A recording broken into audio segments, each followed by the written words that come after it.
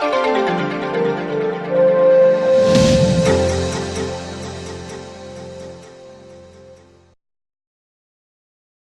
بالله من الشيطان الرجيم بسم الله الرحمن الرحيم الحمد لله رب العالمين والعاقبة للمتقين والصلاة والسلام على أشرف الأنبياء والمرسلين سيدنا ونبينا ومولانا محمد صلى الله عليه وسلم وعلى آله وأصحابه أجمعين. السلام عليكم ورحمة الله وبركاته. MashaAllah, Judge, I welcome you all on this beautiful Sunday, the 26th of January, 2020, and I welcome you one and all, and I do welcome all the viewers of ITV and all those viewers who are seeing us live on YouTube. We come in live from Johannesburg, from the Image Lifestyle in Fordsburg, Johannesburg. And just a few housekeeping rules. Please put your cell phones on silent. Or, if you don't want to be disturbed, switch it off. Number 2, bathroom for the sisters on my left, on your right are the bathrooms. And for the brothers, if you pass that door where the agents are on the left, on your left, on my right, the bathrooms are there. I would like to call upon Qari Iqbal Saab to begin this program with the recitation from the Holy Quran. Qari Iqbal Saab. Assalamu alaikum wa rahmatullahi wa barakatuh.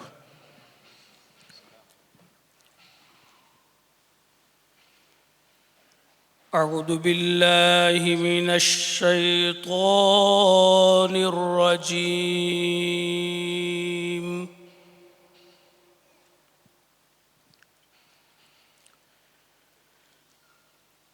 بسم الله الرحمن الرحيم.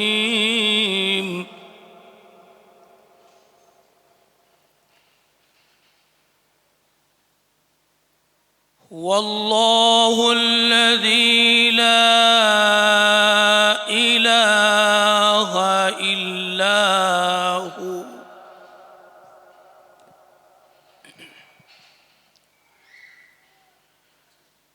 عالم الغيب والشهادة هو الرحمن الرحيم.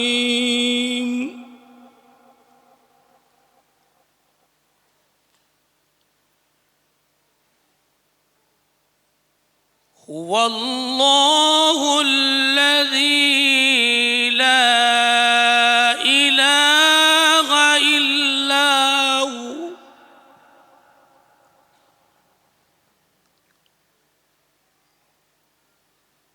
الملك القدوس السلام المؤمن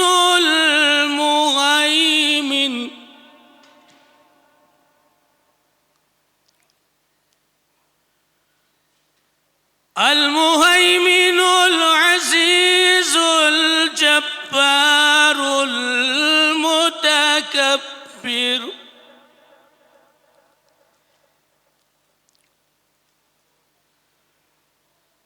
سبحان الله عما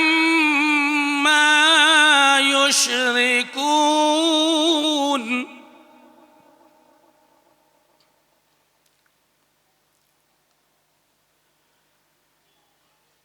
هو الله الخالق البارئ المصور له الأسماء الحسنى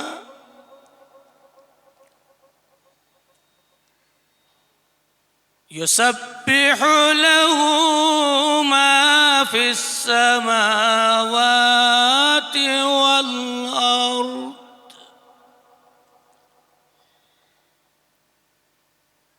وهو العزيز الحكيم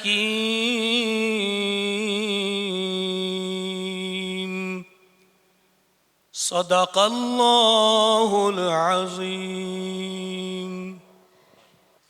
MashaAllah. Qari Sahib, Jazakallah Khairul Jaza, Ahsanul Jaza. Respected Hujjaj,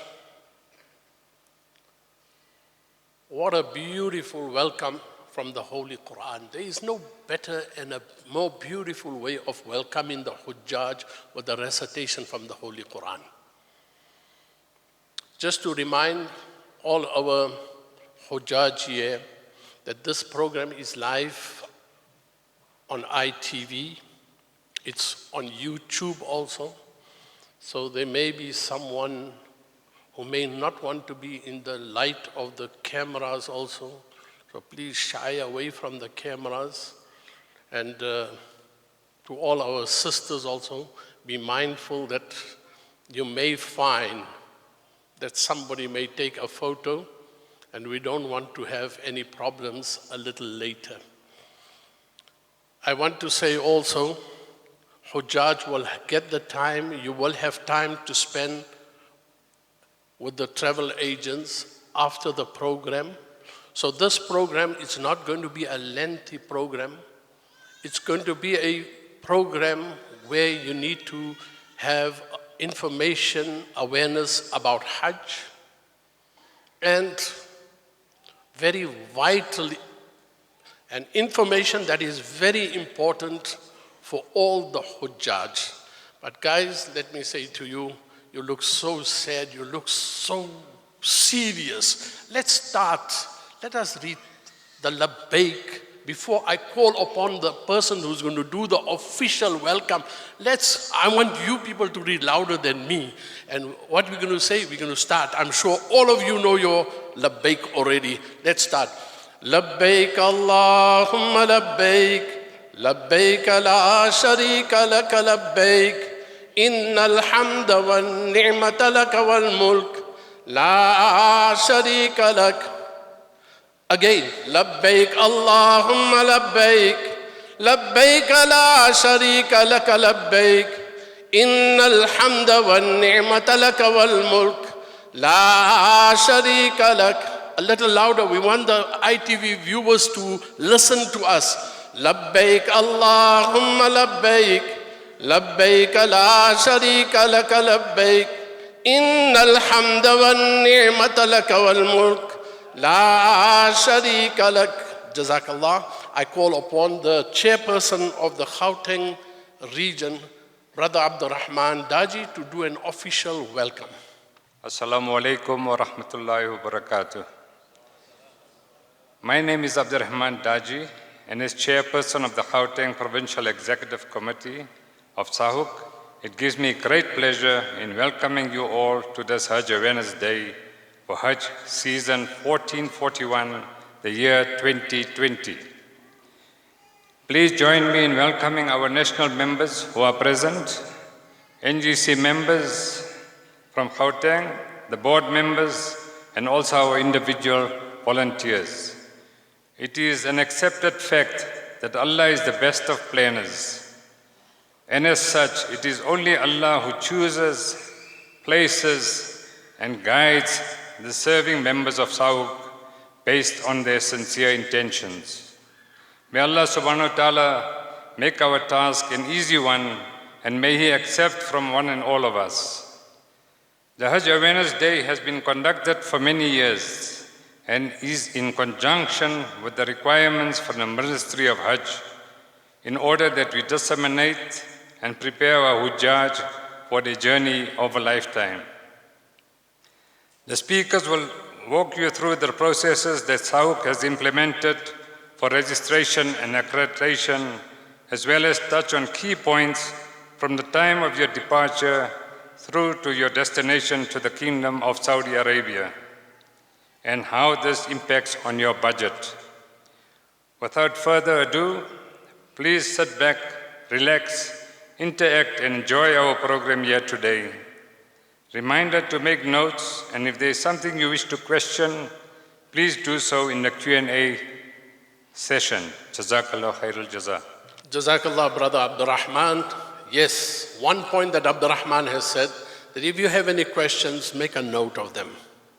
Sisters, I know you have come with your books, you are ready. There are very few brothers. Every year we see this, we observe that the sisters are ready. Please keep your questions ready. When we have the Q&A, if you don't want to ask, you don't want to stand up and ask the question, write it down, please send it to us. We will ask the question on your behalf. You can remain anonymous also. It takes a person years and years to get to this point that he goes for Hajj. And there are processes in place. And there are many things that happen behind the scenes. As Hujjaj, when you want to go for Hajj, you go online, you will book, and when you will go online and you'll put your details on, and then you will find that how many points you get, and then you will find that you will get WhatsApps or SMSs coming to you, giving you an update like we have a SAHUC road show and all these things. But behind the scene, there's a lot of things that happens. For example, the mission that goes from here over to Saudi Arabia to serve you 10 months in advance before Hajj, we have been preparing for the Hajj season already. So I'm sure many of you may have some questions about accreditation and the process of accreditation. So I'm going to call upon our president, who is going to give you a presidential address. At the same time, he is going to walk us through the accreditation process, and thereafter, inshallah, we will carry on further with this program. I call upon Brother Shaheen Essop, the President of SAHUC. Jazakallah. Assalamu alaikum wa rahmatullahi wa barakatuh. Esteemed and honored guests, mothers, fathers, brothers and sisters in Islam, we are in envy of you. We are in envy of you because you are the chosen people that Allah subhanahu wa ta'ala has decided for the year 1441, 2020, you will become His guests in front of the Baytullah and in the precincts of the Qabr of our beloved Prophet Muhammad sallallahu alaihi wasallam. How fortunate is one to be called as a guest, whether it be to a wedding, whether it be for a dinner, for a lunch appointment. But this is the ultimate invitation. The ultimate invitation where Allah subhanahu wa ta'ala brings forth those people from around the world to gather in Makkatul Mukarramah, Madinatul Munawwara, the plains of Mina, Arafah and Muzdalifah, inshallah. How fortunate are we to be selected among the billions of Muslims from around the globe. There's no need to go into the history of SAHUC. SAHUC has been formed in 1995 and alhamdulillah has grown from previous structures to where it is today. We have to thank our predecessors. We have to make sure that people who have sacrificed, like our people today on the board and National General Council, sacrifice, are doing it for the pleasure of Allah subhanahu wa ta'ala to serve you, the Duyufur Rahman. It is indeed an honor to be addressing you all today to prepare for this auspicious journey of Hajj. But let me just say from the outset, this is not the first time that I've said this, and I'm going to continue saying this. SAHUC in its entirety wishes that every single applicant on our application system gets an opportunity to perform Hajj. It is unfortunate, however, that due to the scarcity of quota and the ever-growing queue of first-time Hujjaj, that we cannot bring a reality to allowing everybody to go at the same time. Hence, a process needs to be put into place, as Qari Musa had indicated, and that process is as a result of a quota that has been presented to every country around the world. Again, let me stop and digress for 10 seconds. SAHUC is not a signatory to the OIC. South Africa is not a signatory to the OIC. For those who don't know the acronym, the OIC is the Organization of Islamic Countries that has been established around the world, and its base and headquarters are in Jeddah, in Saudi Arabia.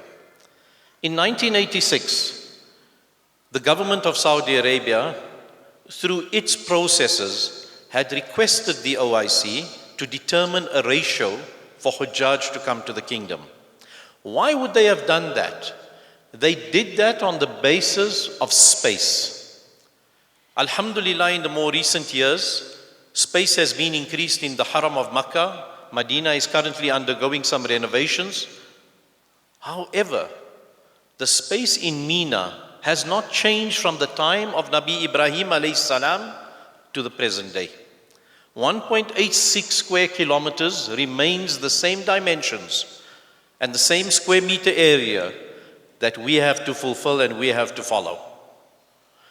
There has been an ongoing discussion between the ulama in the Kingdom of Saudi Arabia and the government to try and expand Mina, which unfortunately is not to be. Sharia does not allow Mina to be expanded outside its boundaries, and therefore there are various studies going on to see how they are going to increase the accommodative space in the mashayir in order to ensure that the vision of 2030 becomes a reality. Saudi's vision 2030 is for 30 million Hujjaj, 30 million Mu'tamirin and 5 million Hujjaj to perform Hajj that year. Currently, 2.3 million perform Hajj. One also has to take into consideration, we are 1.6 billion Muslims around the world.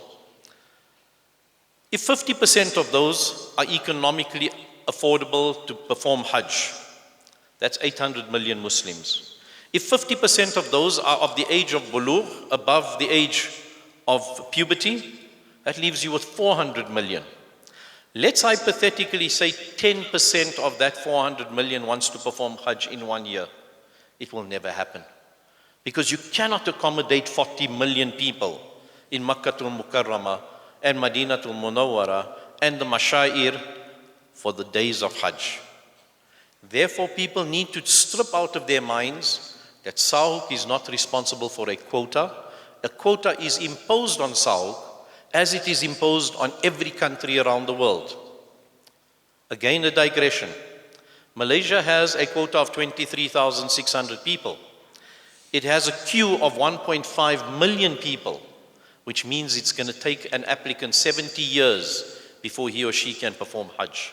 They have a different process there. Their process is by means of affordability based on date and time of application. In South Africa, we queue for about 5 or 6 years, depending on people's conditions, depending on people's affordability, depending on people's working structures. 5 or 6 years by comparison to 70 is a very, very big difference. Other countries around the world, they only allow people over the age of 65 to perform Hajj. Other countries around the world, only if you have a minimum of 120,000 rand can you perform Hajj. And then you come in groups of 4, that's sharing, and you only come for a maximum of 4 weeks. So the dynamics of Hajj and the dynamics of process behind the determination of the quota is very important to understand. We have asked for an increase in the quota, and the Saudi authorities tell us that your population in South Africa is only 1 million, according to the statistics that is reflected. We unfortunately have a problem that our government, being a secular government, in its census documents do not ask for religious denomination. And as such, we can never ever give an accurate figure in terms of the number of Muslims in this country. We have gone through different processes with the ulama bodies and also with some of the Islamic banking organizations, and we have said to them that we believe our quota should be 4,000. Should be about 4 million people in this country. It's all good and well to say we want a quota of 6,000 and 7,000, but if we're not going to be able to fill it, it also becomes a problem for us. 4,000 as we had last year, seems to be a figure that we can work with and a figure that can be utilized in order to deplete the waiting list and the queue quite considerably. So now that we've spoken about that, let's talk about other developments. Developments from a perspective of the political situation in the Middle East. The political situation in the Middle East is fragile at the best of processes. Iran, Syria, Saudi Arabia, Yemen, all is a boiling pot at this point in time. It's going to continue to be a boiling pot, and I think people need to take cognizance of that. The reason why you need to be cognizant of that is if you are in the kingdom for Hajj, and something, Allah forbid, should happen, you need to ensure that you are in total compliance with the Hajj mission that will work with the authorities, our consulate, our embassy, the Saudi government, for an extraction or for whatever the purpose is at that point in time. Secondly, we see package prices, and everybody says how expensive this is. A lot of people want to basically tell you that they can accommodate, or they can do comparatives. Someone sends you a WhatsApp of a 1969 Hajj price. People, you cannot do a comparative between 1969 and today. Inflationary differences, the economics of that particular era is different to the economics of today. If you look at a vehicle price in 1969 versus a vehicle price today, you wouldn't be able to drive a car if you base yourself on 1969 prices. One needs to understand the process in terms of where we're going. I'm not justifying the prices that the operators are selling. I'm saying to you, compare apples with apples, look at packages and look at what's going to suit you from a pocket, from a timing, and from a process perspective. The Kingdom of Saudi Arabia has inflationary issues. And these inflationary issues, unfortunately, are going to contribute towards your costings. Today, a can of cold drink will cost you 3 riyals. A few years ago, it used to cost 1 riyal. Stay away from drinking cold drink, only drink Zamzam. There's more benefit in drinking Zamzam than drinking Pepsi or Coke. So let's think about the logic in terms of how we can economize and how we can work ourselves together. Even buying food for a couple for lunch. What used to cost you between 10 and 15 riyals 2-3 years ago is now costing you 30 riyals. Price of fuel in the kingdom has gone up 3-fold. From 50 halalas, which is a half a riyal, to 1 riyal 52. We know in this country, the minute we see an increase in the price of fuel, there's a knock-on effect on everything. Services, prices, everything goes up. And that is the same for every other country around the world. We need to be cognizant of these factors. I think we need to understand that in everything that we do, the choice is ours. In the past, quotas were given to operators, and I'm going back beyond or before 1995. And operators could sell that product to whomever they wished. Naturally, when you have a product to sell, you're going to find the wealthiest people. And those generally were the people that used to go multiple times over and over again. When SAHUC introduced in 2005, 2006, the application and accreditation process, it was to eradicate that problem, to ensure that fard performing Hujjaj, first-time Hujjaj, were never left on the sidelines. And that is what we do to this day. People need to understand that we have changed the process in this particular regard to put the power back into your hands. You have the determination in terms of who you want to use and what you want to pay. There are 20 Hajj operators out here, and prices vary. You go and choose what is essentially beneficial for you in that particular process. Let's start on the application process quickly. Everybody knows what the application process is. Date and time priority, first time Hujjaj get preference. The only repeats in the system should be males serving as mahrams to female family members. If there are any repeats that we don't know about, it's people who have lied on the application system that have gone beyond 2010 when our records first started coming into place with the cooperation of the Kingdom of Saudi Arabia. We have records from Saudi Arabia dating back to 2009. And we do a double check on all of that going back to 2009 when the electronic system was introduced at that point in time. So we need to understand that we do this as a result of the scarcity of quota. We don't do this because anybody here is going to benefit from it. In fact, I want to just digress. Last year, our Assistant Secretary General made Hajj. He was in the queue since 2014.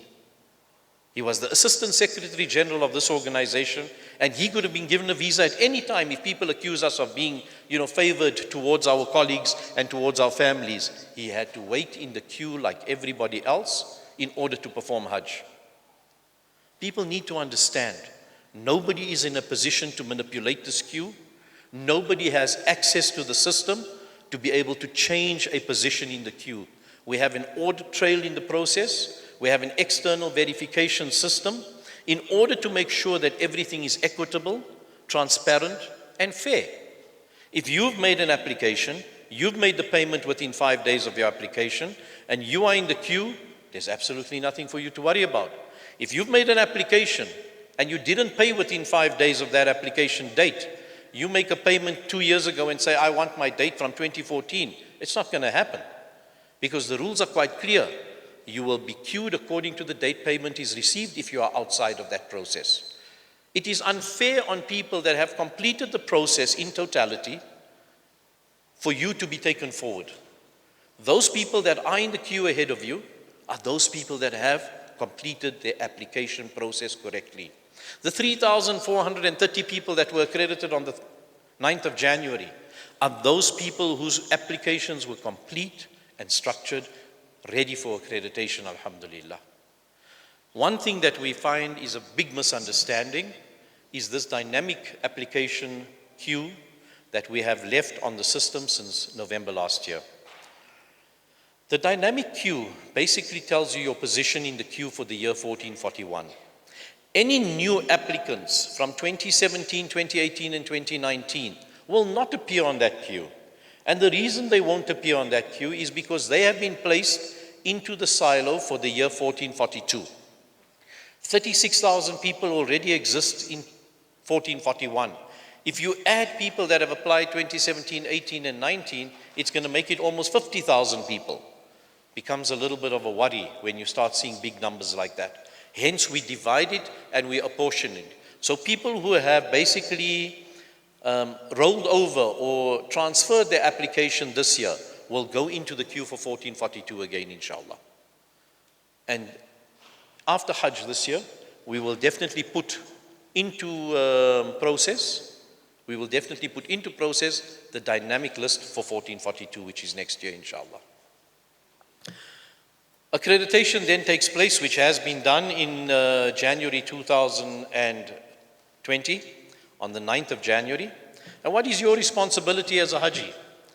Once you receive your accreditation, there's two things you have to do. Either you accept your accreditation, or two, you transfer your application. Sorry, Kari, do you want to? Sorry, there's a white car, Toyota Taz, registration CB27GP.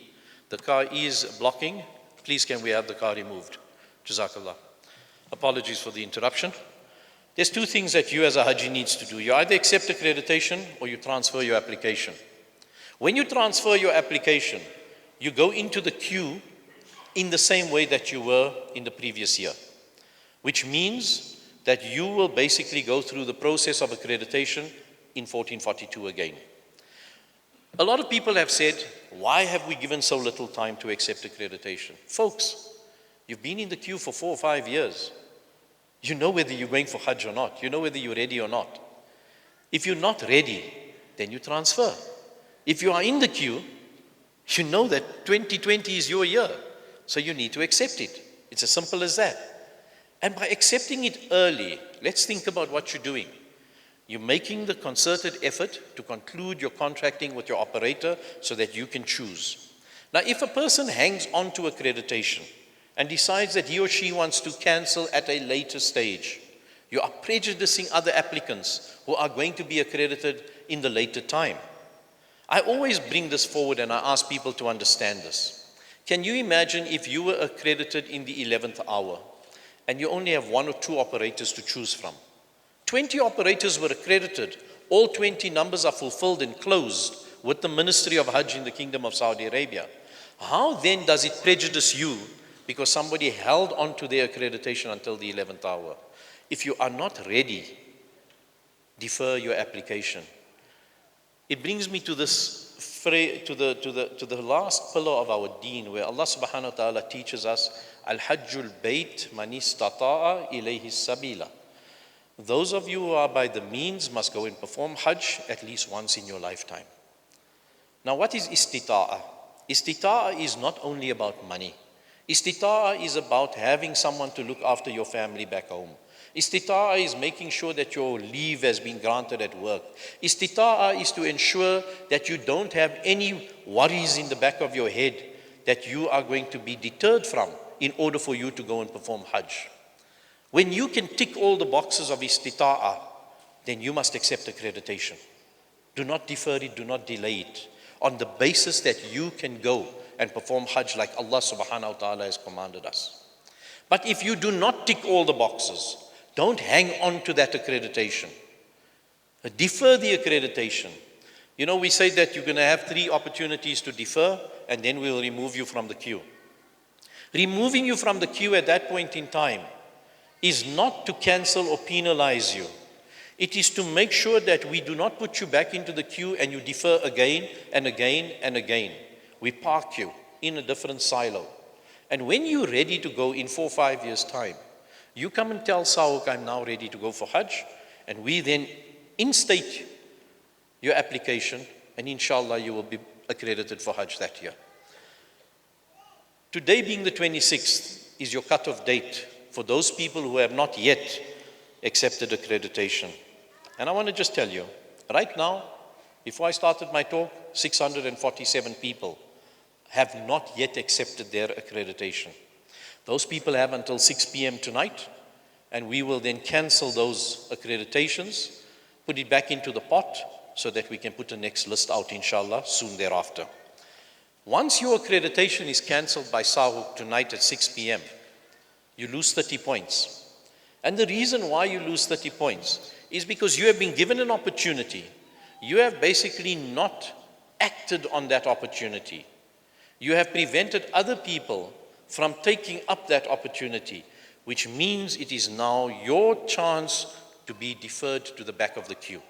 If you want to be regarded as a first-time pilgrim to score 100 points, you will go to the back of the queue and make a new application.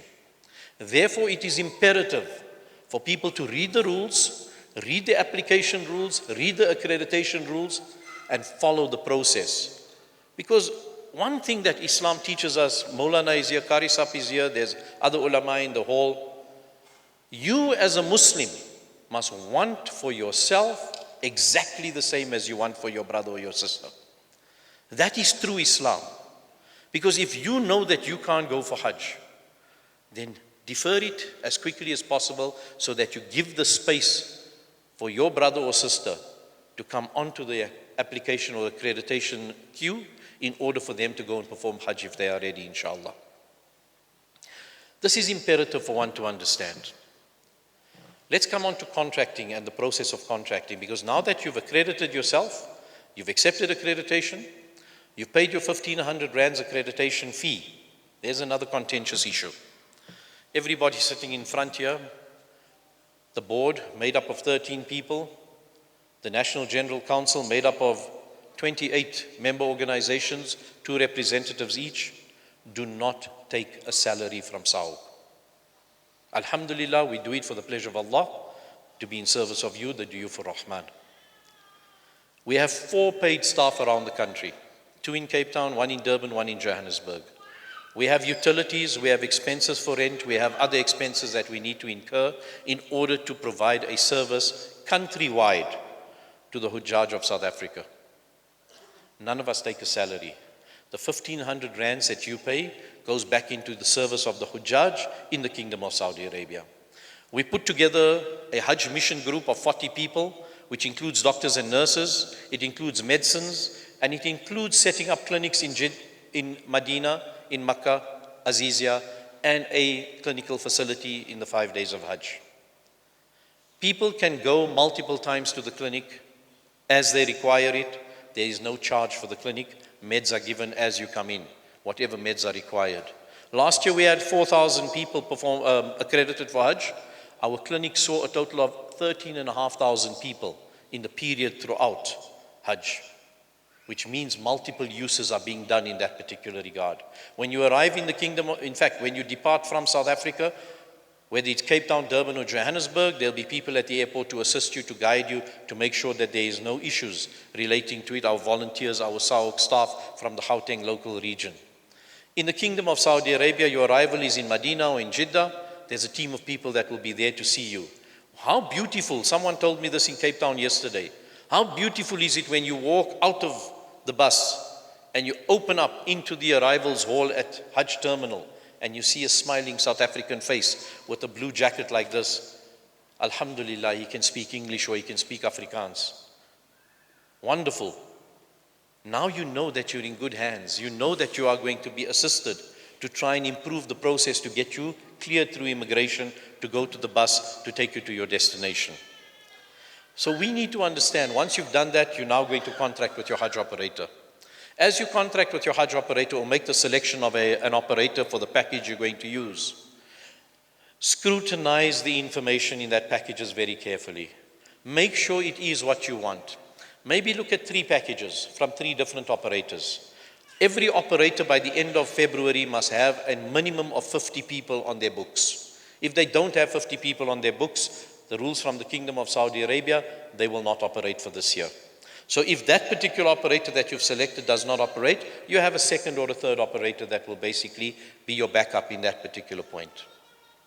Make sure you read the cancellation policies and the cancellation clauses in this contract. For our aged people or people who don't understand contracting, find younger family members, or if you don't have assistance from family members, come to SAHUC's offices and we will guide you and we will assist you in terms of contracting.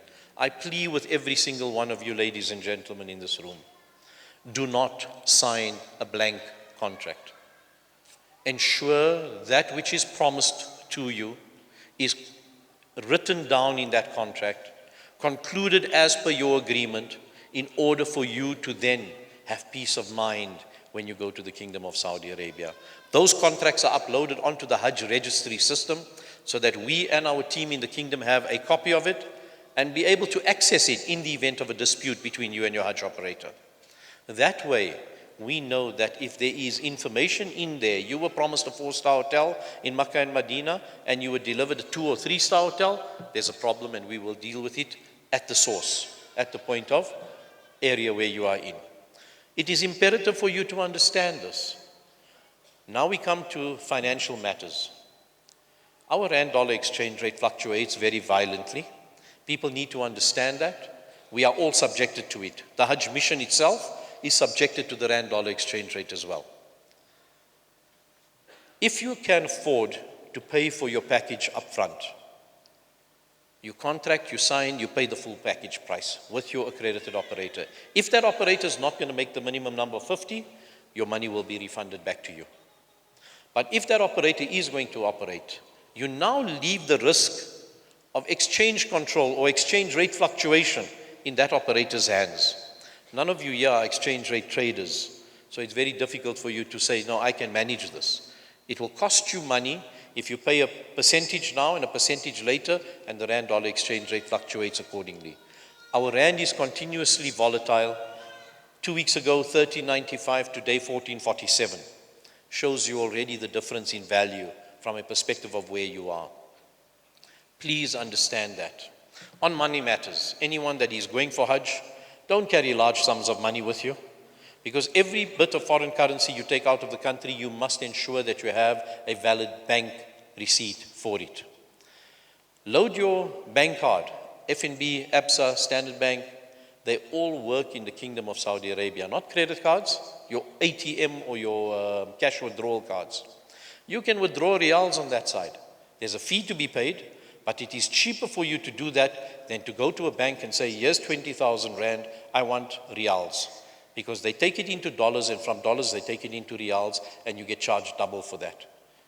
Please understand that this is just an advice. It's up to you to decide how and what you're going to do.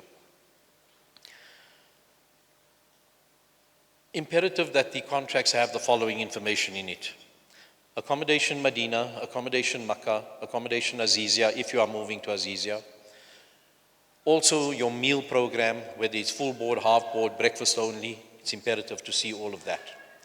Another imperative that one needs to understand is your flights. At this point in time, flight prices are not out according to the operators. Some do have flight prices, others don't. That you have to discuss and determine with your operator in that particular regard. Our previous head of mission will basically talk through a couple of things in terms of an overview of the mission. But I urge every single one of you that are accredited, we will have a second roadshow in the month of April just before Ramadan. It is imperative for you to come to that roadshow because activities in the Kingdom of Saudi Arabia, roles and responsibilities in the Kingdom of Saudi Arabia are going to be meted out and explained in detail at that particular point in time. If we start explaining to people now, by Ramadan it's all forgotten. People will not understand it and people will say, please can you just explain to me again this, that and the other. Therefore we have a second roadshow for your benefit inshallah. Some pertinent advices. A person who has never traveled out of South Africa before, please note the following. If you are going to travel internationally, you cannot carry a bottle of water like this or a bottle of liquid like this in your bag, hand luggage. The maximum is 100 milliliters of liquid per bottle in your hand luggage. If someone wants to give you water or a drink, to go with you, tell him to give you the $20. You buy it on the inside at duty free. That way they don't waste their money because it will be confiscated by the security at the airport. Again, I stress, when you're carrying foreign currency, make sure you have your receipts. We have had people in the past who unfortunately missed their flights as a result of them having money with no receipt. That is not SAHUC's responsibility or your agent's responsibility to try and get you another flight. If you miss that flight, it's at your cost. You must remember that and you must understand that, please. Anybody who is on chronic medication, you need to make sure that you carry a letter from your doctor or from the clinic issuing you this chronic medication. When you enter the Kingdom of Saudi Arabia, you also have to realize that you're a guest in a foreign country. They have laws that we have to abide by. Foodstuff, meat, all these kind of things, there's contentious discussion around it. Is the food halal? Is the food not halal? I tell you, we've traveled with ulama, we eat all the food in Saudi Arabia. SAHUC is not making it halal or haram, it's up to you to decide what you want to do. 2 years ago, on Mina, a question was asked. Alhamdulillah, thank you, we're in Mina at 8:30 in the morning. We're going to have lunch in a few hours. Can you guarantee the food is halal? Wallahi, Allah subhanahu wa ta'ala sent an alim into the tent at that time. And I said, Maulana, please can you explain to this youngster what is happening? The alim said there's two things you need to do. First thing you need to do is you need to understand the difference between taqwa and fatwa. If your taqwa supersedes the fatwa, abstain from it. But he said, please tell me which camp you're in so that I can come fetch your food for lunch.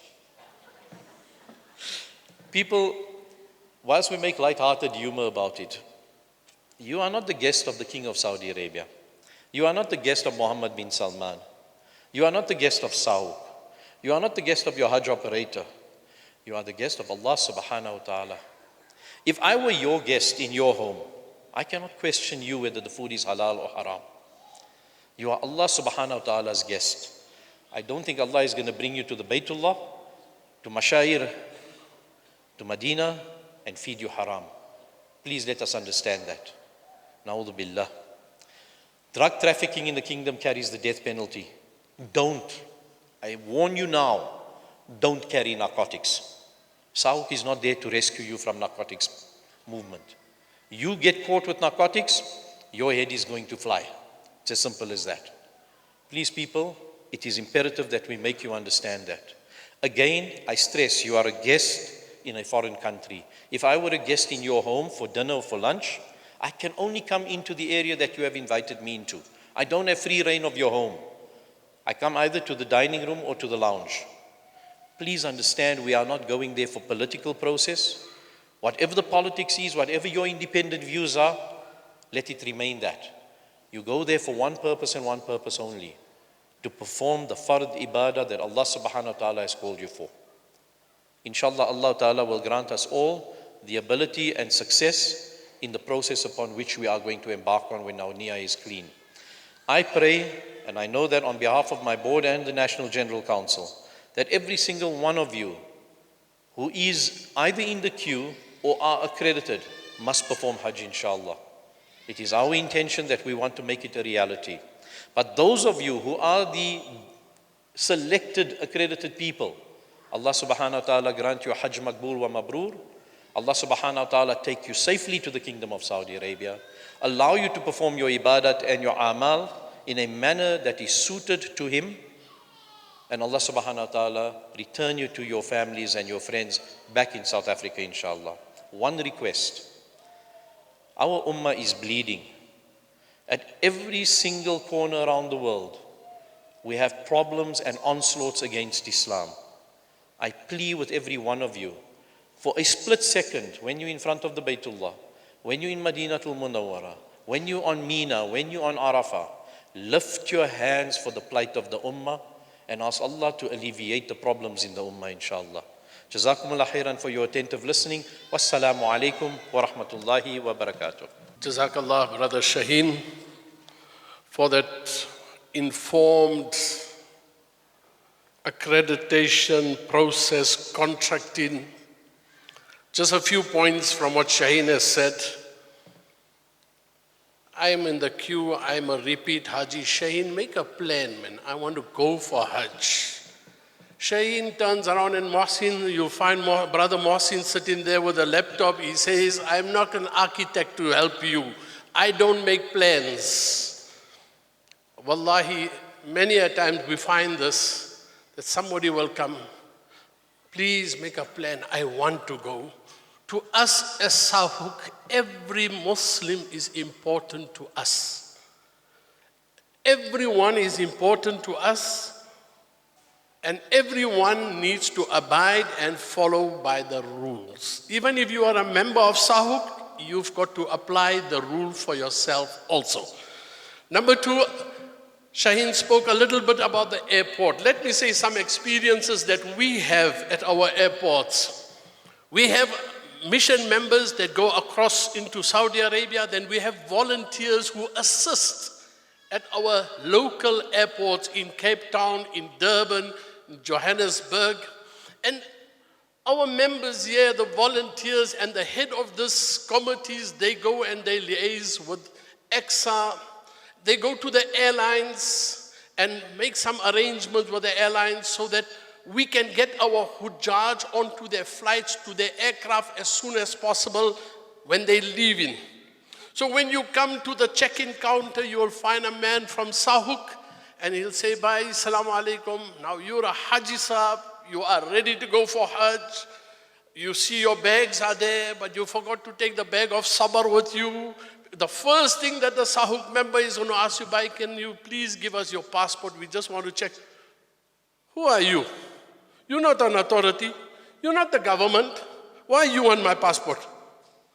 Haji, we have made arrangements for taking you through the check-in counter. We have an arrangement that we will fill in the manifesto so that how many Hujjaj are going. Before you leave from Johannesburg or Cape Town or Durban, if people are coming from Cape Town to Johannesburg, catching a flight from here to Jeddah, before you leave Cape Town, Johannesburg already knows on this flight, SA, whatever it is, or Kulula or British Airways, there are so many Hujjaj on that flight. So that our members in OR Tambo, they wait for you. We make that arrangement. Before that flight leaves Johannesburg, Medina already knows, Jeddah already knows, there are so many Hujjaj with so many agents they are on this flight to make your journey a pleasant journey. But what happens? You turn around, you were in a bad mood, you had a bad experience maybe with SAHUC. Who are you guys? Are you the authorities? Then what happens is we have one person going for Hajj, the whole tribe, our whole tribe go and meet him at the airport and he's going. So what happens? You chock-a-block that airport. Then what happens? SAHUC members come to you. The agencies at the airport tell you, please, Hajis, please, visitors, please move aside. We want other travelers to go. We are taxpayers. We also have the right at the airport. Surely you have the right at the airport, but at the same time, we need to take cognizance there are other travelers. We do not inconvenience other travelers. I am a ratepayer. I am a South African. Yes, but at the same time, I need to follow the rule also. Just another point, Shaheen said, don't take medicines just like that. Take your prescription. Many people like to drink Bronclear. Bronclear is a cough medicine. And in cough medicine, if you read that bottle, it says there is codeine in it. Be informed that codeine is banned in Saudi Arabia. You cannot take codeine, any product that has codeine in it, you are not allowed to take it into the Kingdom of South Africa. Let me say another one. When we take food stuff, for example, pies, when our sisters, they make pies, on the pies, they put that sesame seeds like. They call it the poppy seed. Do you and I know that that poppy seed is actually banned in the Kingdom of Saudi Arabia? Because that is where they make a nice drug out of it. And you and I know what drug we make out of that little poppy seed. So it is banned. It is for us to know. And we going there as the guests of Allah, the guests of Rasulullah sallallahu alaihi wasallam. And from where we are going, can you imagine, like Shaheen said, that in how many millions of people Allah has chosen us, what our behavior should be? What should our behavior be when we go to Makkah and Madinatul Munawwara? Some years ago, 2002, 2003, we were in Makkah at the time of Hajj. Had my son Salman with me for Hajj. And he said, Daddy, this man is sweeping here. Is he a Muslim? I said, surely, without any doubt, in Makkah you will find only Muslims. Now he was amazed that this is a Muslim who's sweeping, because he was working for the government or for the agencies. When it came time for namaz, we put our musalla on the road. Salman stood. This man came and stood next to Salman. Eventually, we were reading namaz on a cardboard, and that man read namaz on Salman's musalla. That is what we are. Because we are Muslims. We are going to a place, maybe there are different cultures, there are different type of people that we're going to meet. We're going to find different color of people, different cultures, different ways of doing things. But we need to be tolerant about the type of people that we mix with, and with whom we mix. Let us show them that we are representing South Africa. We are representing the Muslims of South Africa, and we come from South Africa. MashaAllah, Alhamdulillah, Jazakallah. I call upon Qari Iqbal. आ जाइए मेरे भाई और कुछ हमें सुनाइए. We're going to ask Qari Iqbal to recite for us a naat. Qari साहब ठीक से कर लीजिए ताकि हम सुनेंगे.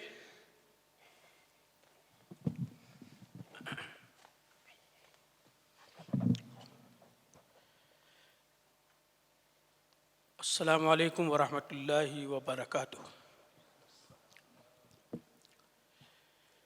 पढ़िए सल्लल्लाहु अलैहि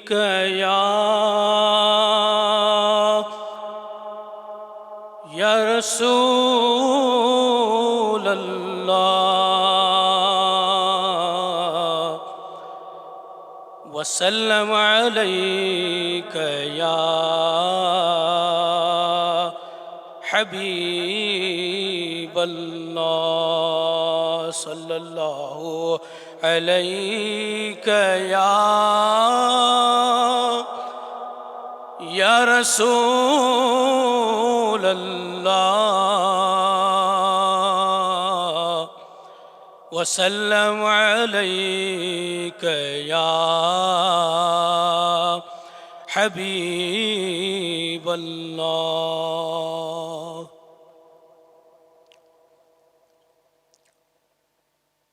नाते रसूल मकबूल सल्लल्लाहु अलैहि वसल्लम के चंद अशार पेश खिदमत है, समाअत फरमाएं. बिलखुसूस हुज्जाज किराम के लिए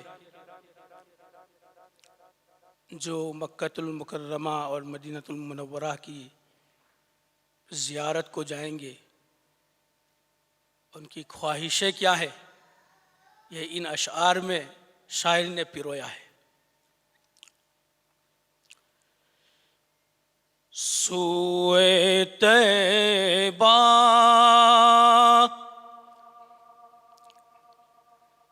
یہ سمجھ کر ہے زمانے جاتے، سوئے طیبہ سوئے طیبہ یہ سمجھ کر ہے زمانے جاتے،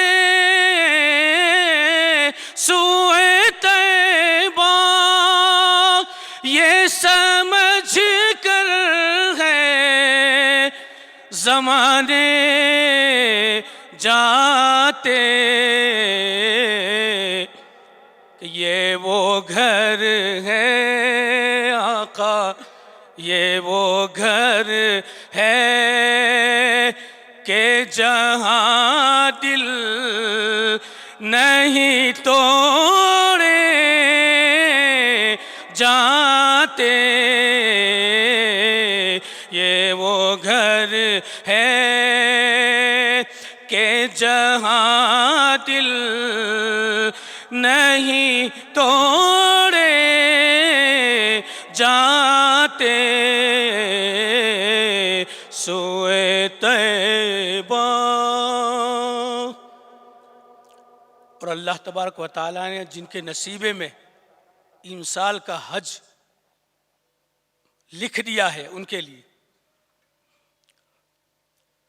سوئے طیبہ یہ سمجھ کر ہے زمانے جاتے، یہ وہ در ہے کہ جہاں دل نہیں توڑے جاتے، سوئے طیبہ۔ اور یہ تو آقا کا کرم ہے جو بلا لیتے ہیں، یہ تو آقا کا کرم ہے جو بلا لیتے ہیں، ورنہ ہم جیسے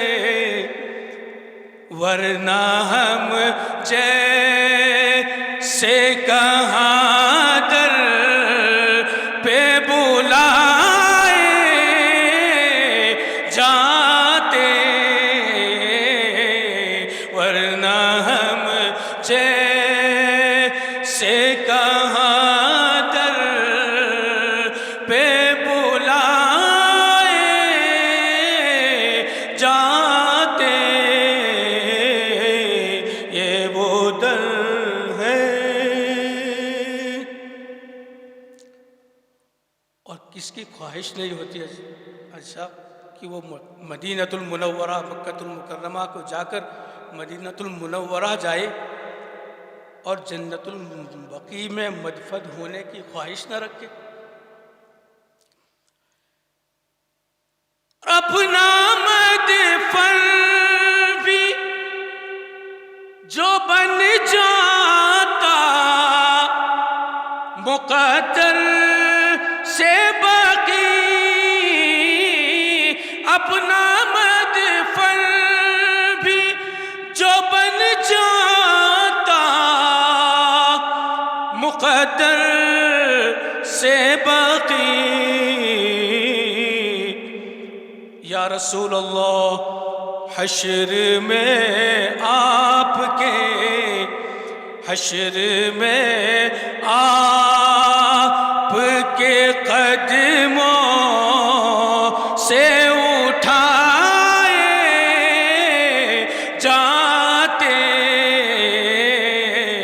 حشر میں آپ کے قدموں سے اٹھائے جاتے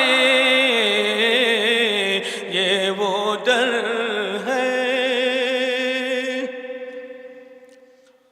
اور بھول جاتے تھے صحابہ سبھی رنج و علم بھول جاتے تھے صحابہ کبھی رنج و علم کب دیکھ لیتے تھے دیکھ لیتے تھے جو سرکار کو آتے جاتے دیکھ لیتے تھے جو سرکار کو آتے جاتے سوئے طیبہ اور ہم کہاں ہوتے کہاں ہوتی یہ محفل الطاف ہم کہاں ہوتے کہاں ہوتی یہ محفل الطاف کہ خون اصغر سے خون اصغر سے اگر دیپ نہ جلائے ہوتے خون اصغر سے اگر دیپ نہ جلائے ہوتے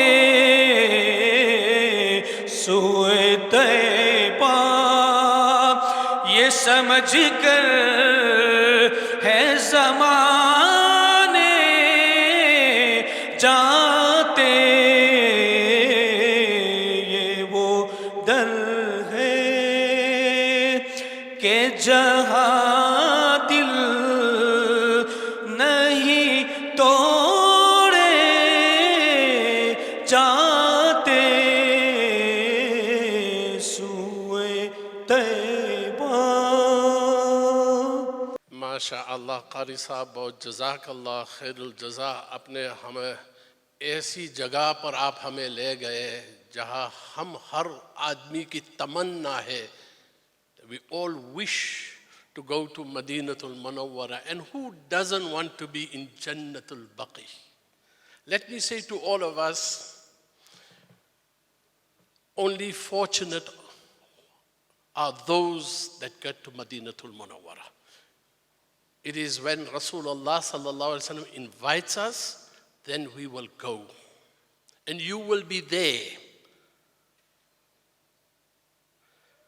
Just a few weeks ago, we got to Madinatul Munawwara. And when we got to Madinatul Munawwara that night, I met some friends. And then I came across a WhatsApp from South Africa. A certain doctor had passed away in Madinatul Munawwara.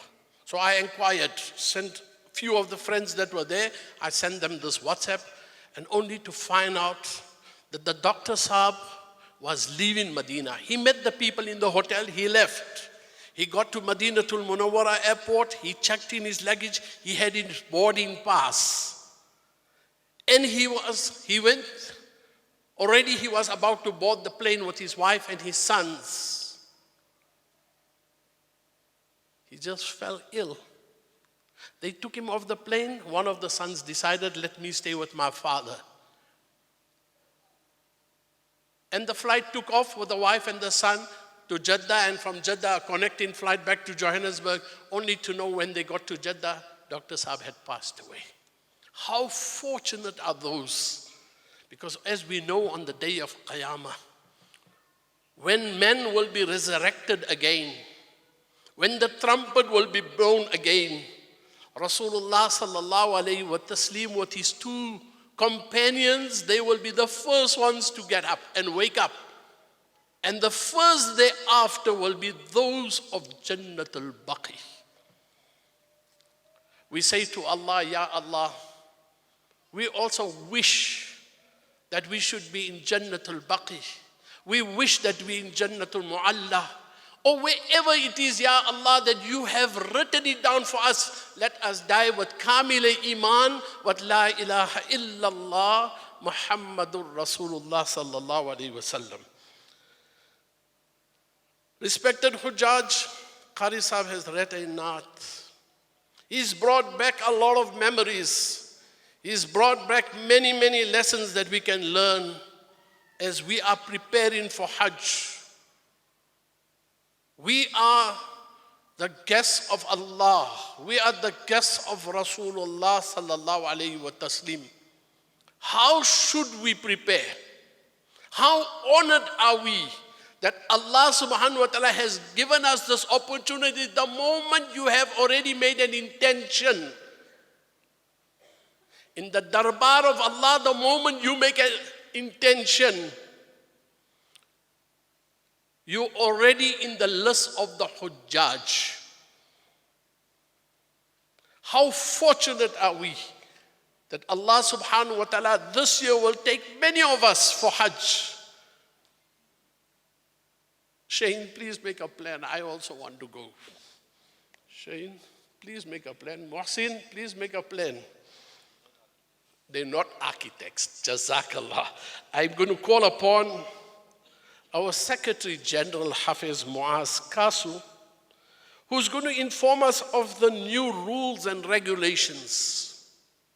And this is not what SAHUC has made new rules and regulations. It's the kingdom, the Ministry of Hajj and all the other various ministries to make our trip a safe trip, to make our trip a memorable trip, to make our trip that when we go there, for the purpose that we are going, we fulfill that purpose. That's why these rules and regulations are brought about. I call upon Hafiz Moaaz Casoo, the Secretary General of SAHUC, to come and address us. Assalamu alaikum wa rahmatullahi wa barakatuh. Respected ulama, Huffaz, His Excellency Mr. Ali Al-Sihri, the First Secretary at the Royal Embassy of the Kingdom of Saudi Arabia, the travel fraternity, brothers and sisters. Jazakallah Qari Sahib for the introduction. I would like to briefly explain the processes leading up to the protocol meetings with the Ministry of Hajj and Umrah and its affiliated bodies before going into the details regarding the new rules and regulations for the upcoming Hajj. There are many questions always been asked as to why SAHUC delegation going to the Kingdom of Saudi Arabia to sign these protocol agreements.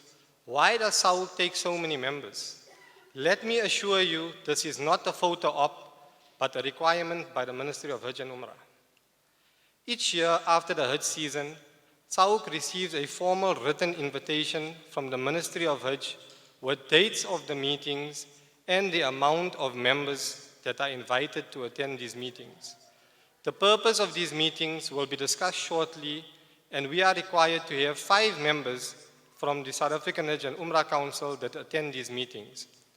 In the Kingdom of Saudi Arabia, we have representatives from the Department of International Relations and Cooperations, which is called DIRCO, that accompany us on all the meetings with the Ministry of Hajj and Umrah. Let me now give you some insight into the protocol meetings we attended in December. In 2019, we departed on the 21st of December and returned back on the 30th of December.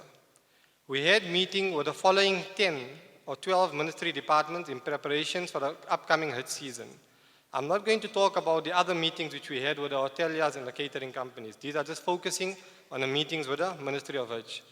The first meeting was direct with the Ministry of Hajj and Umrah as we discussed the previous Hajj 2019 feedback and requirements for the upcoming Hajj season 2020. The quota allocation for the upcoming Hajj season was also discussed As we all aware, the current quota for 2020 is 3,500. The Ministry of Hajj has indicated that they will consider our plea for an additional increase in the quota. We request that the Muslim Ummah of South Africa continue making dua. The second meeting was with the Niqaba. Niqaba is a general automotive association. Discussions in this meeting are around the transportation, the buses that you will be using in the Kingdom of Saudi Arabia during your Hajj season. The third meeting is with the Muassasa. The Muassasa is known as the establishment of Mutawif for pilgrims from African non-Arab countries. We had meetings discussing the housing of the pilgrims, the pelting times, the catering requirements, the mission workers, previous Hajj feedback, and the way forward and expectations and service level agreements for Mina, Arafat, and the 5 days of Hajj. The fourth meeting we had was with Wukala. Wukala are known as the United Agents Office. Here we had discussions around the transportation and the association costs and the finalization of the Tanassul. The fifth meeting that we had was with the National Adillah Establishment. Here the discussions were held around the services directly to the pilgrims and the visitors of Masjid Nabi Sallallahu Alaihi Wasallam. They will also be providing direct supervision on behalf of the Ministry of Hajj and Umrah in Madinatul Munawwara. The sixth meeting we had was with the Ministry of Umrah. Discussions were around the Umrah visa fee, procedures, and other matters of importance relating to Umrah. Adahi, which is known as the Islamic Development Bank. Here we had meetings around the Kingdom of Saudi Arabia project for utilization of Hadi, which is called Adahi, which is your Qurbani, which takes place on the 5 days of Hajj. The eighth meeting was the Ministry of Hajj Electronic e-Hajj System Developers. This is the system where all your information resides, all new enhancements and requirements on the e-Hajj system, including the payment that has to be made and compiled as per the requirements and timelines set out by the Ministry of Hajj. The ninth meeting was with the Director General of Medina. Here the meetings were around the previous Hajj season, any new rules and regulations, as well as the clinic locations for the SAHUC mission team. The 10th meeting was with GACA. GACA is a company called the General Authority of Civil Aviation. Here the meeting which took place was in Medina and was in Jeddah and Medina, and it's regarding the arrivals and the departures for all Hujjaj. The 11th meeting was with the SFDA. We heard from Karim Musa earlier about the drugs. The company is called the Saudi Food and Drug Authority. So all the medical equipment and the medicines which are sent by SAHUC for the Hujjaj needs to be reviewed, inspected, and approved before they allow release into Madinatul Munawwara or Jeddah. The 12th and final meeting with the ministry was the Fwijj Development Initiative. Here to review operations and explore options of movement of Hujjaj on the Mashayir for the improvement and efficiency and the capacity as part of the Vision 2030.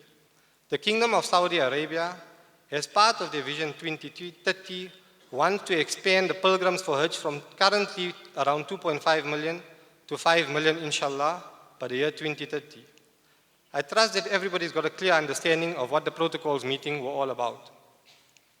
Moving on to some new rules and regulations. Before I go into detail, the Ministry of Hajj can be contacted if someone gets lost, needs guidance, or for complaints. The emergency numbers will be provided by SAHUC closer to Hajj period on all our social media platforms.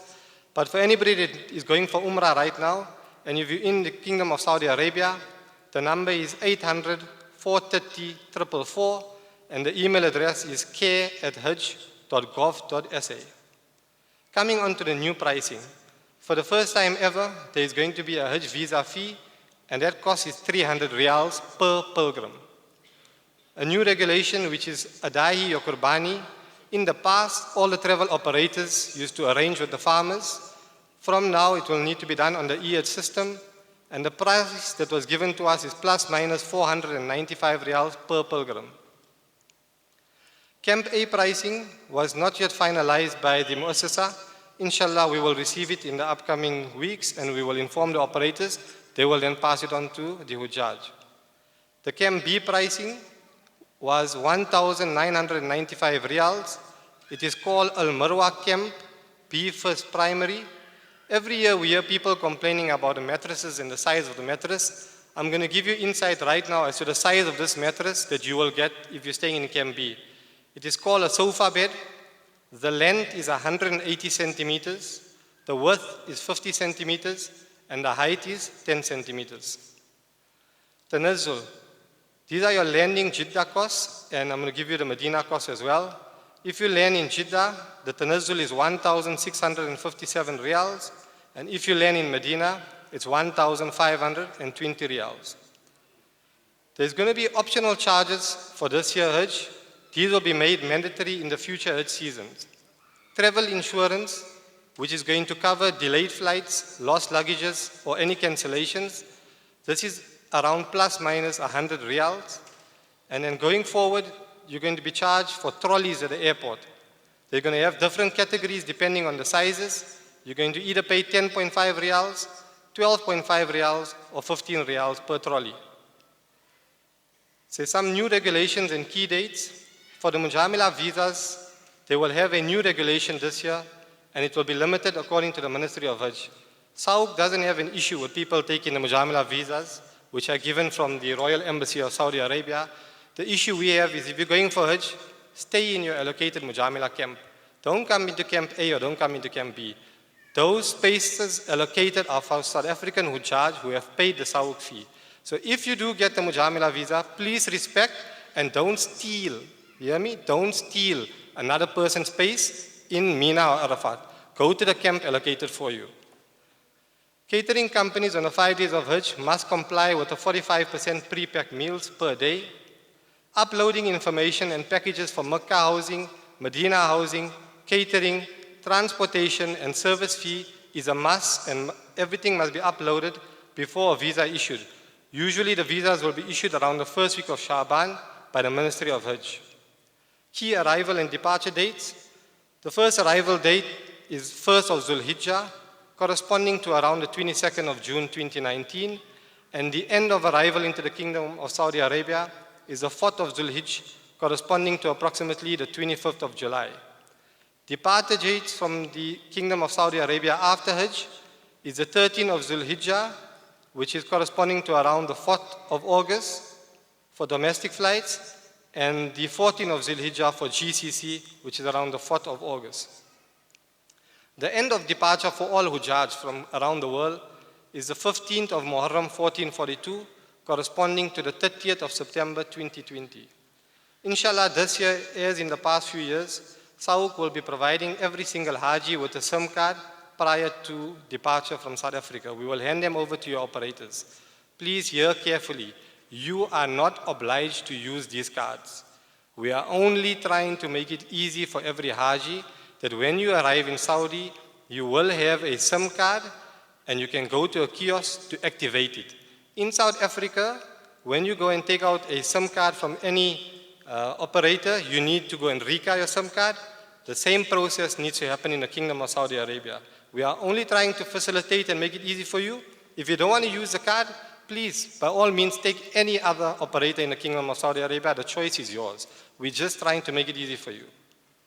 SAHUC will have clinics in Medina, in Mecca, Azizia, and the details will follow, inshallah, at the next Hajj Awareness Programme. Biometrics. Alhamdulillah, from this year, it is no longer a requirement for biometrics to be done in South Africa. This can be done upon arrival in the Kingdom of Saudi Arabia. With regards to the Hajj visa, kindly note that once all your information is uploaded on the eHajj system and the SAHUC portal, your travel agents will be issuing you with the visa for Hajj. This is not done by SAHUC nor by the Embassy of Saudi Arabia. I would like to request for all Hujjaj to please follow us on the following social media platforms. We have our website, which is www.sahuc.org.za. We're on Facebook, Twitter, Instagram, Telegram. We're live streaming currently on YouTube. And we also have a WhatsApp group where all pertinent information relating to Hajj will be posted on these groups. Currently, we are working with a pharmaceutical company to see if they can assist with vaccines for Hujjaj at a reduced price. They're currently busy obtaining approvals for sufficient stock, and inshallah, if all goes well, we will inform the public within the next month or two. My personal advice to all Hujjaj, nothing happens in the world without the permission of Allah subhanahu wa ta'ala. We all believe in Taqdeer. But why, when it comes for Hajj, nothing changes? You have all been invited by Allah subhanahu wa ta'ala. You will be the guest of Rahman, inshallah. Allah always makes it easy for everyone. And I ask every Hujjaj to please make dua that Allah removes any obstacles in your path. Please, I urge you to prepare to take lots of bags of sabr, as when you depart from South Africa, your bags are going to be empty. Thank you very much for your time. And if you have any questions, please feel free to ask us during the Q&A session, which is coming up, or you can meet us at the help desk on the right of my side, and we will please attend to all your questions and concerns. Jazakallah, wassalamu alaikum wa rahmatullahi wa barakatuh. Jazakallah, Brother Moaaz Casoo. Yes, Moaaz says take a lot of bags of sabr.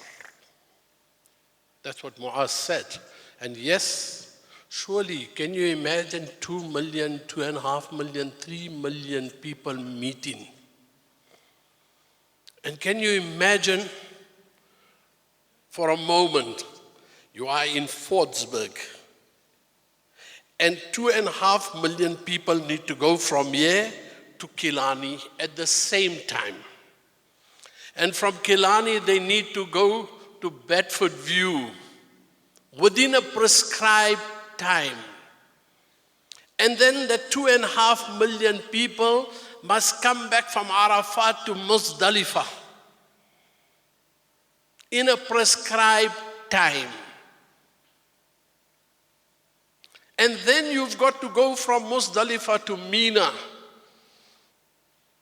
And there you, 2.5 million people are going to pelt the shaitan. If you take all the statistics and put it in the computer like we have in this computer age, that you put all the statistics that 2.5 to 3 million Hajis need to go from Makkah to Mina. And they've got to perform so many salahs there. And then they need to go to Arafah. And in Arafah they will read Dhuhr Asr. And then they will leave after the sunset. And they'll get to Muzdalifah, they will read Maghrib and Isha. And many of them will stay over till after Fajr. Some will leave after midnight and they will go to Mina and they will pelt the shaitan, one shaitan.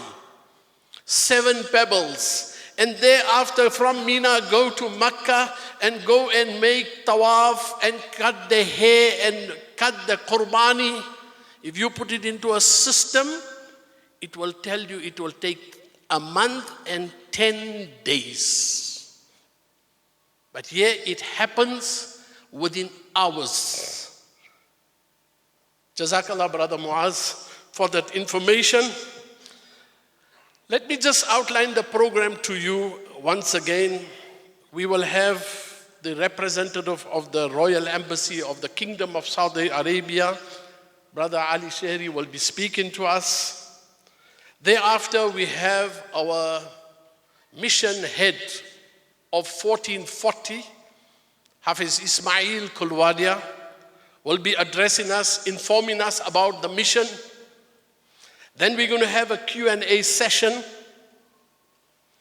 Thereafter, we're going to ask a representative from the travel fraternity. We will ask Brother Siddiq Steenkamp.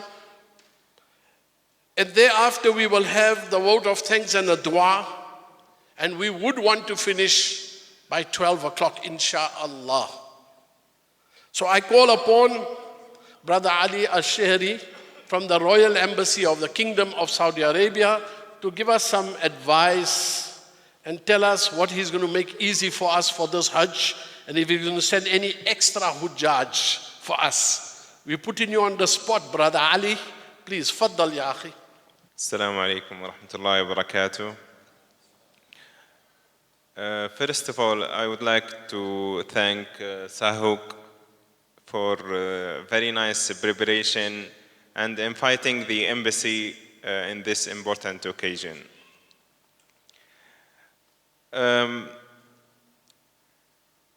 Saudi Arabia worked tirelessly and will work tirelessly to make Hajj and Umrah easy and affordable to all Muslims around the globe.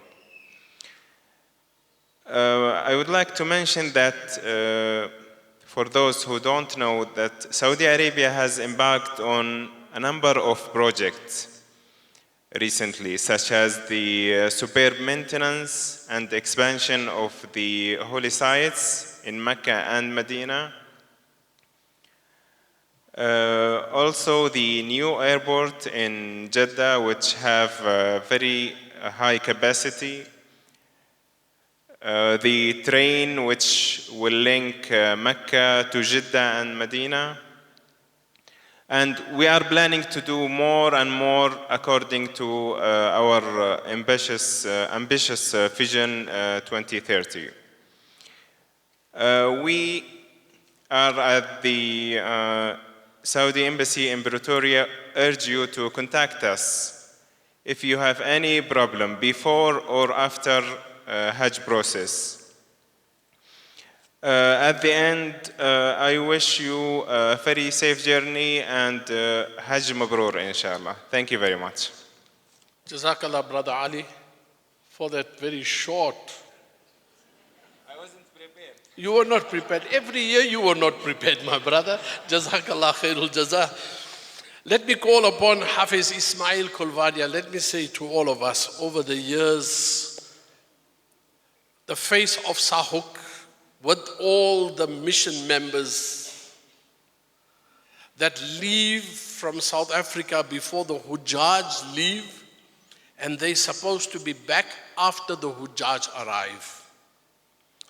And Hafiz Ismail has been the head of our mission in the past year, also 1440. And we're going to ask Hafiz Ismail to tell us about the mission. You will know about the mission, what the mission does.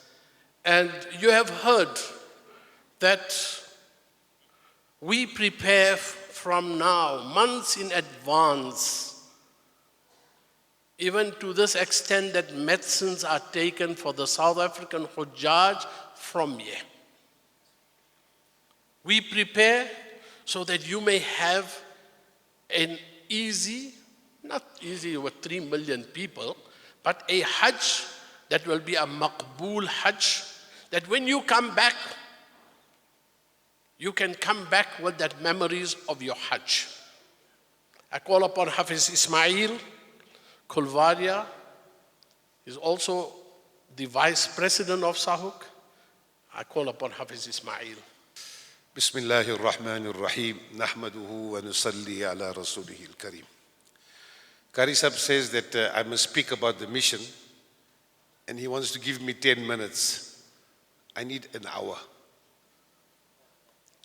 So I'm going to try and make it as brief as possible. I think one of the main objectives of me addressing to you today is to invite you for the next Hajj Awareness. Inshallah Aziz, in 6 weeks' time, we're hoping to have another Hajj Awareness. And the primary reason for that is to discuss the issues as far as the mission is concerned. Currently, we are in the very first stage of accreditation. And as the President has mentioned, there's about 700 people that haven't accepted yet. Last year, we had about 6 lists that came out. So taking all that into consideration, we decided towards the end, before Ramadan, hopefully by that time, we would have all the relevant people that are going to be going for Hajj. And then we have another awareness where we go into detail as to what the mission does, will do, what the responsibilities are of the mission, as well as the operators, and what you can expect in the kingdom. But currently, there are 1 or 2 things that might affect you, especially now when you are going to be booking your packages. So I'm going to touch those issues so that inshallah, hopefully you make the right decision. Firstly, I want to tell you that we are and we always face challenges. It is based on our attitude that we will be able to overcome those challenges. If we have the right attitude, believe you me, we will overcome those challenges. And as the President mentioned, we are the guest of Allah. Who better can take care of us but Allah subhanahu wa ta'ala? We are just basically a means in this particular process to try and assist you. And inshallah, we will go the extra mile to be able to do our best to make you as comfortable as possible on this journey. Now, as South Africans generally, majority of us go to Medina first. One of the issues that we picked up last year, so I'm only basically sharing those experiences, and inshallah we hope, they say the wise person is the one who doesn't repeat his mistakes. So inshallah we hope that we will take cognizance of this and we don't make the same errors. Our recommendation is that you go to Medina and fly directly into Medina. There are a lot of airlines that are offering these flights now compared to the past. I'm not saying that we would not facilitate Hujjaj coming into Jeddah, but we have found over the years that it takes us approximately about 2.5 to 3 hours to clear the Hujjaj in Medina and get them into their hotels. The processes are easy. There's no bus journeys, long bus journeys, basically a 20-minute ride from the airport to your hotel. If you land in Jeddah, although I must say, in the recent past, it has improved dramatically. There were times that if people landed in Jeddah, it could take you anything between 8 and 15 to 16 hours to get to Medina. Alhamdulillah, in the last 2 years, we have managed to process the Hujjaj in the airport within 2.5 hours. And then obviously your bus journey or your flights. So our recommendation is that you fly into Medina. But again, if there is no availability of flights and you find to be comfortable to come via Jeddah, you're most welcome to do so. We will be there to try and assist you.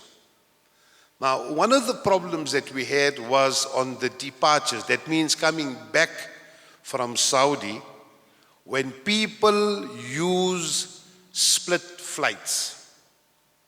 Now, I want to explain the split flights a little bit.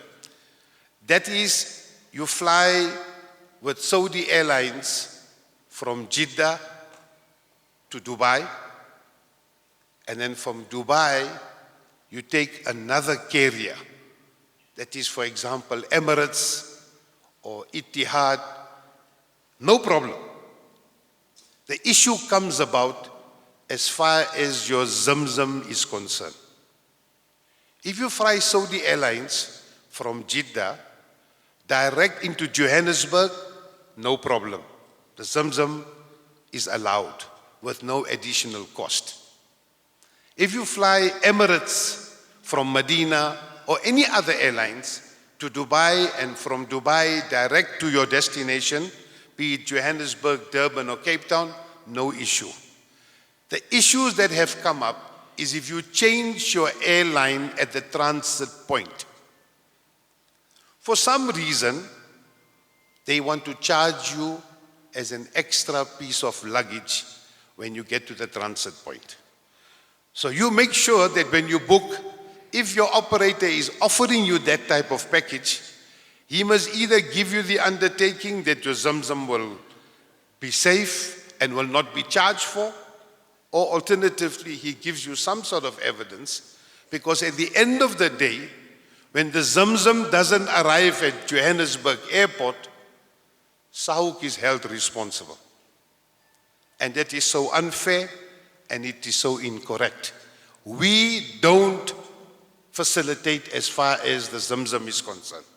It is the responsibility of your operator because he's the one that has booked the ticket. So make sure that those arrangements are made correctly and those undertakings are given to you now when you are booking your package.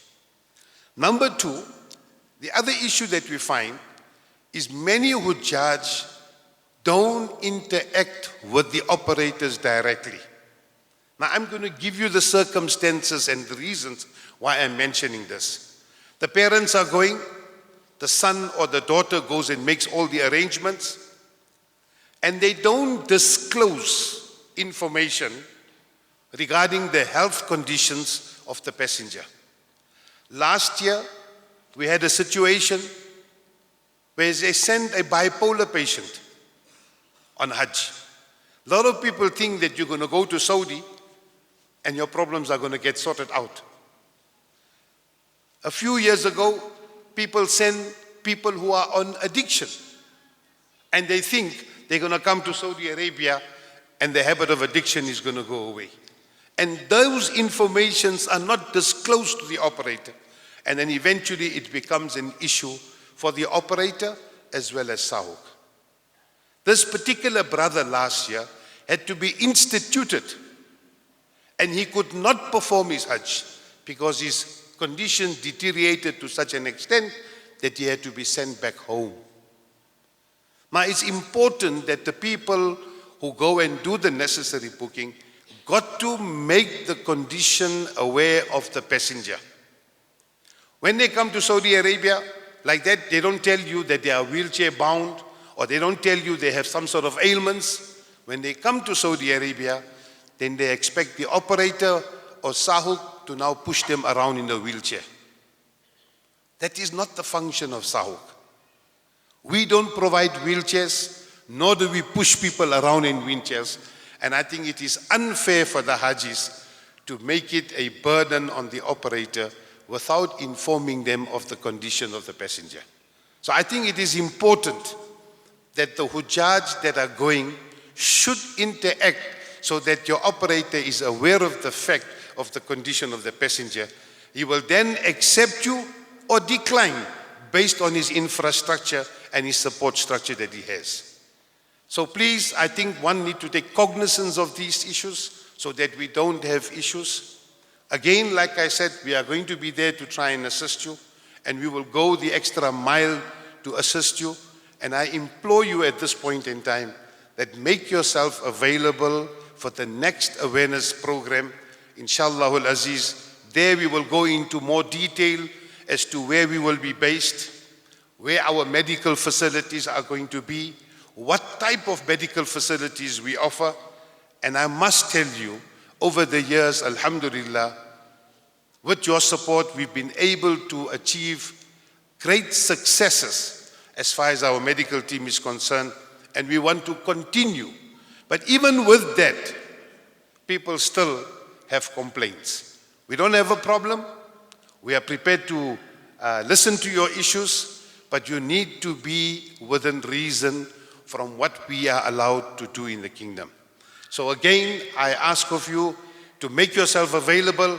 You will be informed like you were informed of this particular awareness program, so that you come and attend, especially those people who are not here, those people that you know are going for Hajj.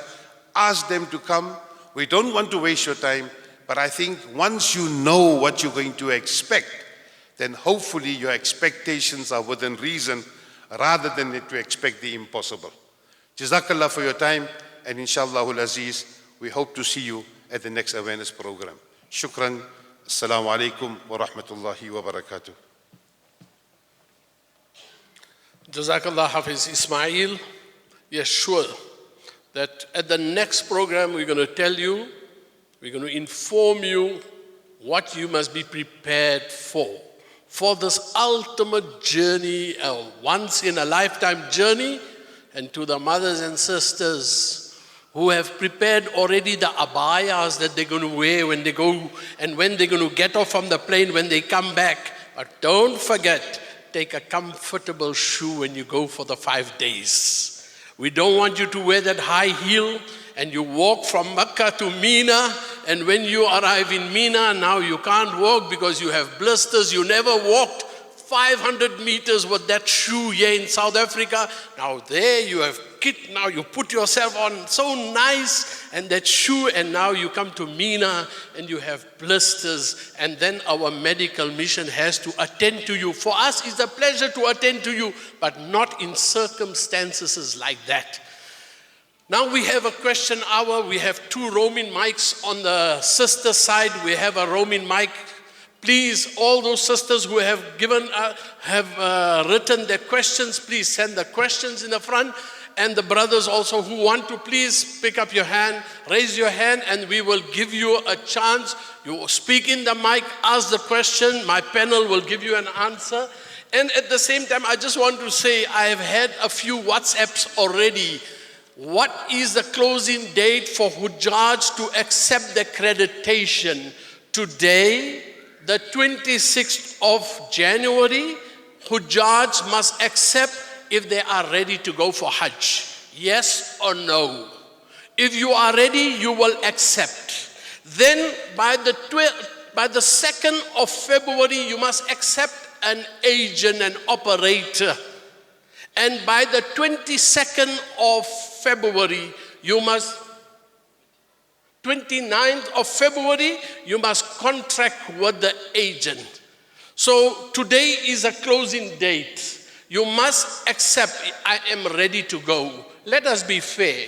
We have how many thousands of people standing in the queue who are so anxious like the way you are. And now you don't know, you in a dilemma. Do I go for Hajj? Do I accept? I can't accept. What the missus say? What the husband says? And you need to accept or defer to next year or 2021 or 2022. That is your prerogative. But today you have to do the right thing. And then by the 2nd of February, if you feel I want to go with Mr. X is an operator, you will take on an operator. By the 29th of February, you must sign not a blank contract. You must sign a contract saying where are you going to stay, what is in the package. I always say this, and today I'm going to say it. We always learn. And when we learn from mistakes of others, we may implement and say, that man made a mistake, I'm not going to do this. There was a Haji from South Africa. When he went to Madinatul Munawwara, he was promised that he will get a room. When he opens the curtain, he will see Masjid al-Nabawi. When he got to Madinatul Munawwara, he was eager. He was so eager that he opened the curtain and he seen a wall. There was no window. He got upset. I don't blame him. Man, first time in his life he's going on this journey and he wanted to see Masjid al-Nabawi from his window. So he went to the reception and he started speaking to the man. That man listened to him and the man said, Inshallah, Bukra. Inshallah, Bukra, tomorrow. So this man went to his room, tired, he got into his room, and the next day, Bukra, he went, and after Dhuhr, he asked the man that there was a man, yesterday I complained to him, I was promised a room with a window facing Masjid al-Nabawi, and I want my room, and that man said he doesn't know anything, and he banged the table. While he was talking, he's banging the table, and he shattered the glass. Immediately that man called the shurta, the police, and they took this man and they put him into a mad hospital. You don't want to be mad. You don't want to go into mad hospitals. And then what happens in the mad hospital? Once a week they come and check you up. So even if you see the doctor and you shout, doctor, they know the guy is mad, leave him. So a week before Hajj, the doctor came to him, he sat the doctor down and said, I'm from South Africa, this is what happened. They let him go. Immediately they gave him money to take the bus and go for Hajj. Friends, this is our advice as SAHUC. Whatever you do, you may be the best of best friends, but when we deal like strangers. You may be the best of best friends, but when we deal like strangers. A question come in there, it says, it is better to move to Azizia or stay in Mecca closer to the 5 days of Hajj. Same packages offering full stay in Makkah. Hafiz Ismail, Shaheen, is it better to move to Azizia or stay in Makkah closer to the 5 days of Hajj? Same packages offering full stay in Makkah. We'll answer each question inshallah as we go through them. The first question here is, are there aircons in Arafah in the camps? How does SAHUC assist? The operator does not give what the Haji is paid for. Right, let's start off with Arafah. Alhamdulillah, at the last Muassasa meeting that we had in December, we were informed that the aircon facilities have basically been provided for in Arafah. Hafiz Ismail has alluded to last year, the same thing had been prepared, and inshallah we will have comfort. In 2018 when I was there, they had what was called desert blowers, and this has now been upgraded and changed. Question, how does SAHUC assist if an operator does not give what is paid for? We mediate the process in the Kingdom of Saudi Arabia. At the end of the day, we work according to what the contract is. So if a person has a signed contract for XYZ Hotel, we will make sure that XYZ Hotel is delivered upon. And it will be resolved in the Kingdom via mediation. Alhamdulillah, on our Hajj mission in the past few years, we do have an alim who is also a qualified lawyer who will assist us in all of those processes. Is it better to move to Azizia or stay longer in Makkah, closer to the 5 days of Hajj? Same package offering full stay in Makkah. This is entirely an individual decision. Note that Makkah Mukarramah is very, very full from the 1st of Zil Hijjah right up to the 7th of Zil Hijjah. If you really want to enjoy your Hajj and you're going for a 6-week package, the earlier you get into Makkah, the better for you. You can enjoy Makkah Mukarramah as much as possible. At the later stage, for those people that are coming in later, who basically come in from the 1st of Zil Hijjah, perform Hajj and then go to Medina thereafter, give them the opportunity to enjoy Makkah as well. There are operators that are offering full stay packages, but it is not in the close proximity to the Haram. I think people need to understand that, in the off period, they close the doors or they block the doors of the Haram a half an hour before Adhan. In the peak periods, it'll probably be an hour before Adhan where the doors are closed. So movement in and out of the Haram becomes a problem. Sometimes you find when you a little bit delayed for your dhuhr salah, and you come out of your hotel, you're reading salah on the ta.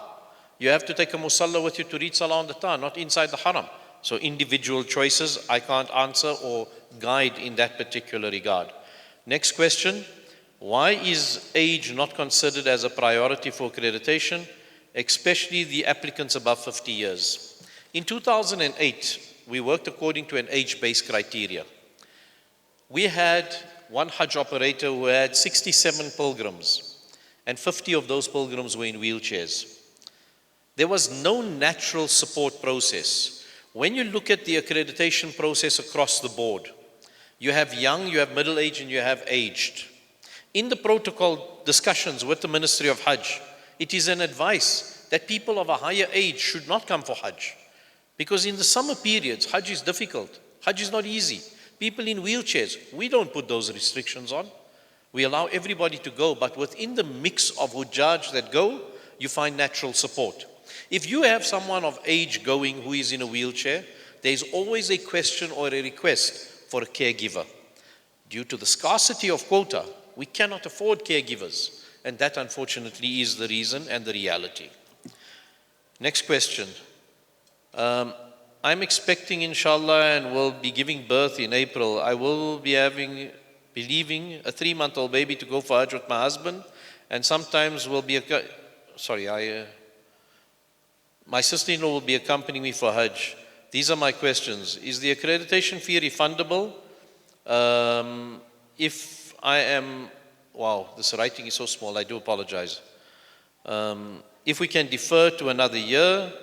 Okay, first of all, anybody who's accredited and accepts accreditation and decides to defer, the 1,500 rands will go back to you. There's no cancellation where we keep the 1,500 rands for SAHUC. It is not wajib for us to do so. So it is your money. You will basically get your refund. Yes, you can defer. Again, as I spoke earlier, I ask you, if you have an intent to defer earlier rather than later, giving other people an opportunity to choose an operator where there are still 15 or 20 operators available. Can those accompanying me also defer to another year? If you're in a group of 4 or 5 people, and 1 or 2 people want to defer, it is possible. If the whole group wants to defer, it is also possible. That's entirely an individual's choice.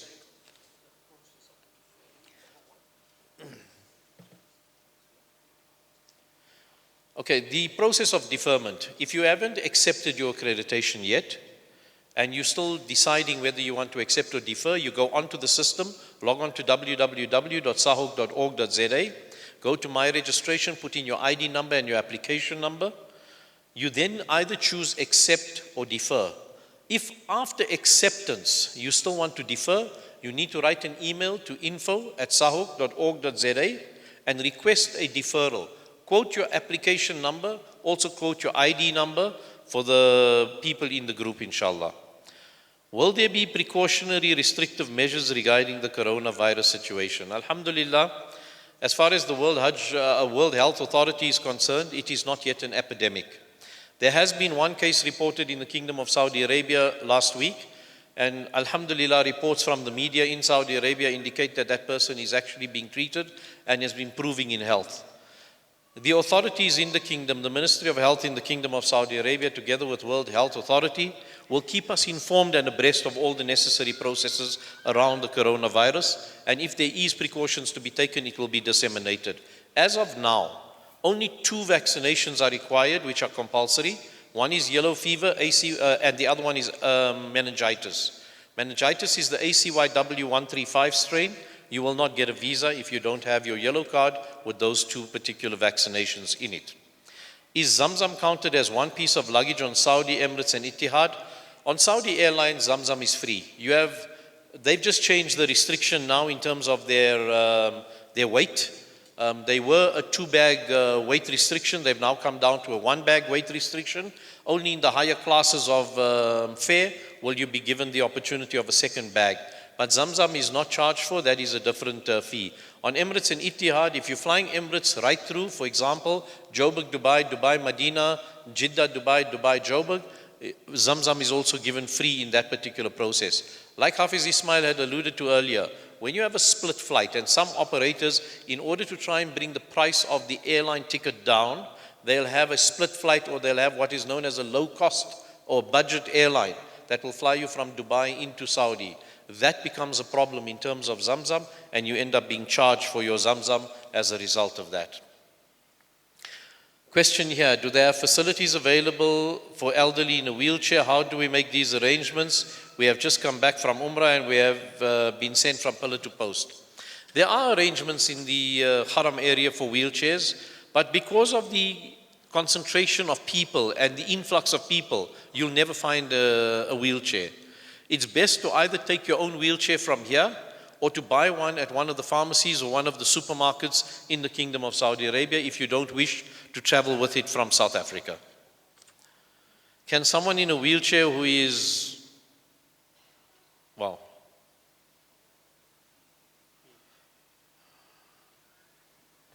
Okay, this is basically someone who is, in diapers, in a wheelchair. Can they perform tawaf?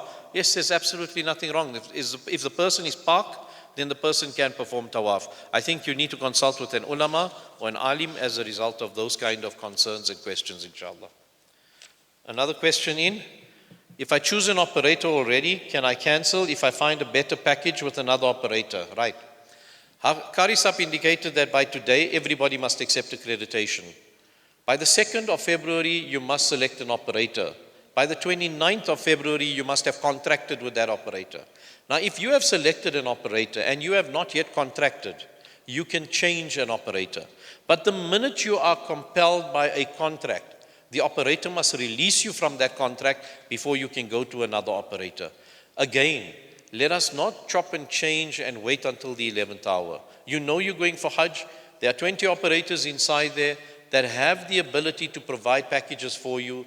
Take a few home, make an informed decision.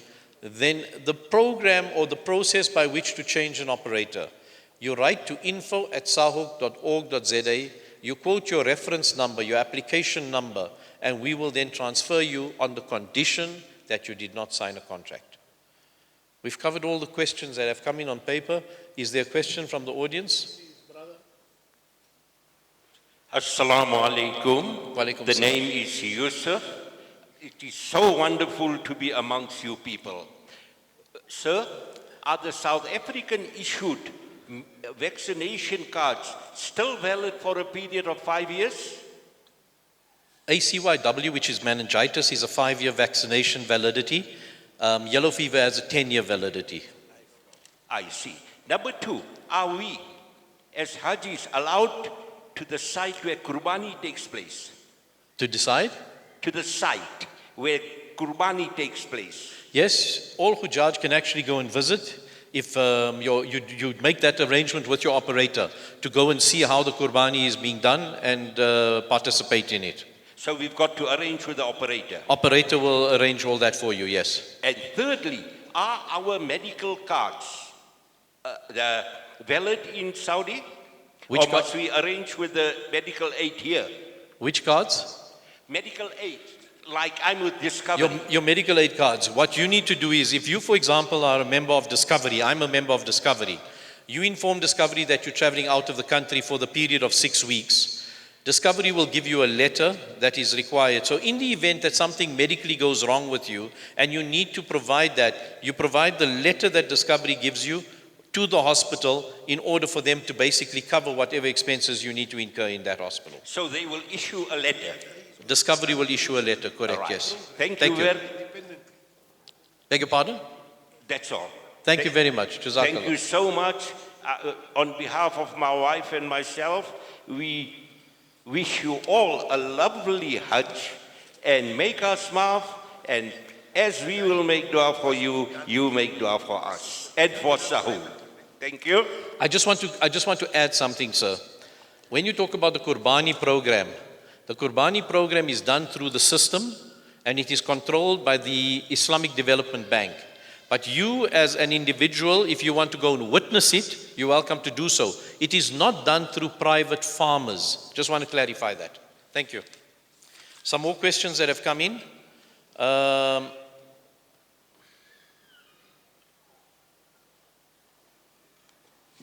Wow.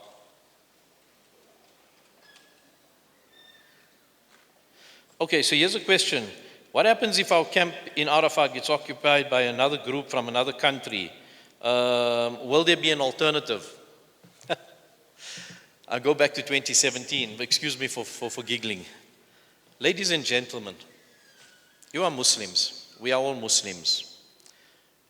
Alhamdulillah, camps have been facilitated for every country. If someone invades our camp, it is the responsibility of the authorities in the kingdom to try and find a possible solution. All I ask is that we deal with this matter with respect and decorum.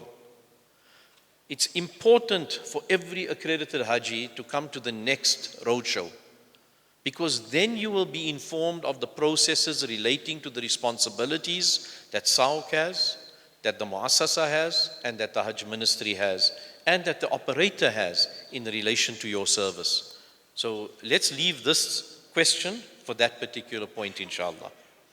We're going for Umrah, inshallah, in March. Recently, we heard that people over 60 does not need yellow fever. Is that correct? Please check that with your medical doctor. It's best for you to get clarity from the medical doctor. And any person who is exempt from those particular vaccinations must have a letter from the medical doctor. For example, a lady who is expecting, or for any other reasons, you need to make sure that you consult your medical doctor as a result. Are the meat and chicken food in halal in Makkah and Medina? I understand that it is halal for the 5 days of Hajj. I think I explained this earlier. We've gone to the Kingdom of Saudi Arabia with ulama, and we've not had any issues where people have told us not to eat. It's entirely a decision that you as an individual takes. If no contract has been signed with the operator, but it has been indicated on SAHUC's application and submitted, can we change the operator, and what is the process of change? If you haven't signed an operator, with an operator, your contract with an operator, and he uploads it onto our system, he's in contravention of the code of conduct. That operator will be taken to task, and you will then be discussed with in terms of which operator you want to choose. However, make sure that you are certain in terms of a process. We also don't want to start our Hajj where we have conflict or we have problems in this regard. All I'm saying is SAHUC is the mediator and the facilitator in these processes. But let us just be certain of what we do to make sure that we protect ourselves and we protect the dignity of everybody else as well. If we have a letter for chronic meds, where is the best to pack it?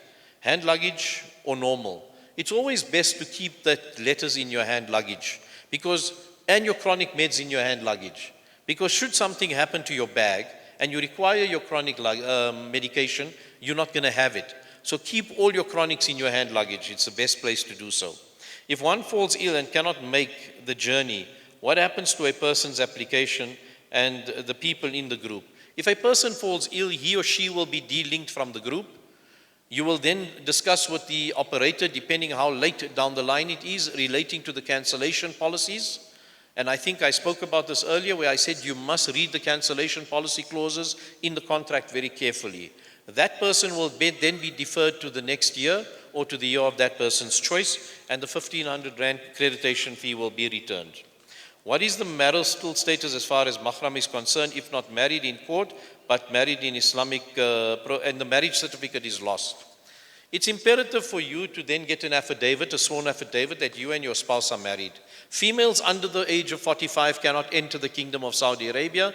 That is a law by the Kingdom of Saudi Arabia. You must have a valid mahram with you. A valid mahram is a male whom you cannot marry, a male family member whom you cannot marry.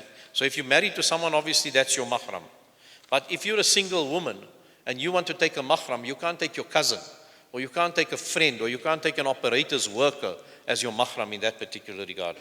Some operators offer Aqsa package. Can one still bring Zamzam to South Africa if you go to Aqsa after Hajj? It depends entirely again on the flights that you are going to take, because that will obviously move, from city to city, country to country.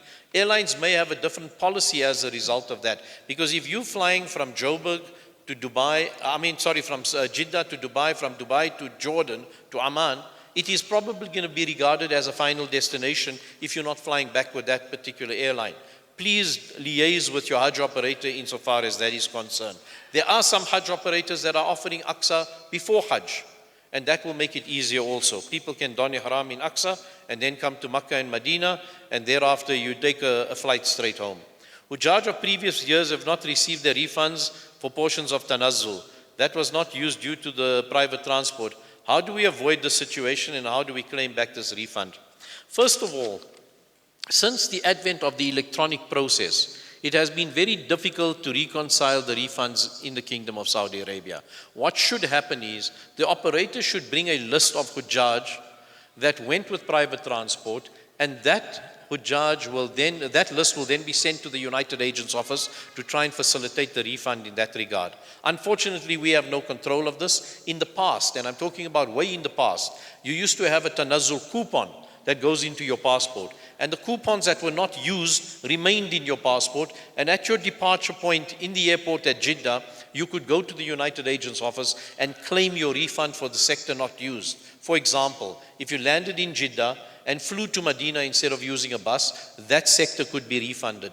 Now that you have this Tanazzul, that is why Hafiz Ismail has stressed, and I had stressed, you fly directly into Medina, you pay a lesser Tanazzul, and there is no refunds insofar as that is concerned. If you use a private bus on the 5 days of Hajj, don't expect a refund, because there is no refund for you coming on the 5 days of Hajj.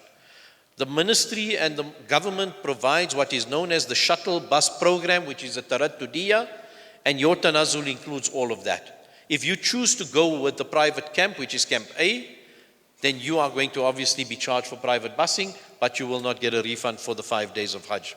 Here's just some light-hearted humor. People have asked the question, the camps are not ready yet, and what's the difference between special and non-special services? Special services is close to the Jamarat. Non-special services is 2.5 to 3 kilometers away from the Jamarat. There's a massive price difference. Hafiz Moaaz had indicated 1,995 riyals is the cost for Camp B+, which is the non-special services. Last year, special services was 6,000 riyals. So you ask yourself, why the difference? It's very simple. The closer you get to Shaitan, the the more money you waste.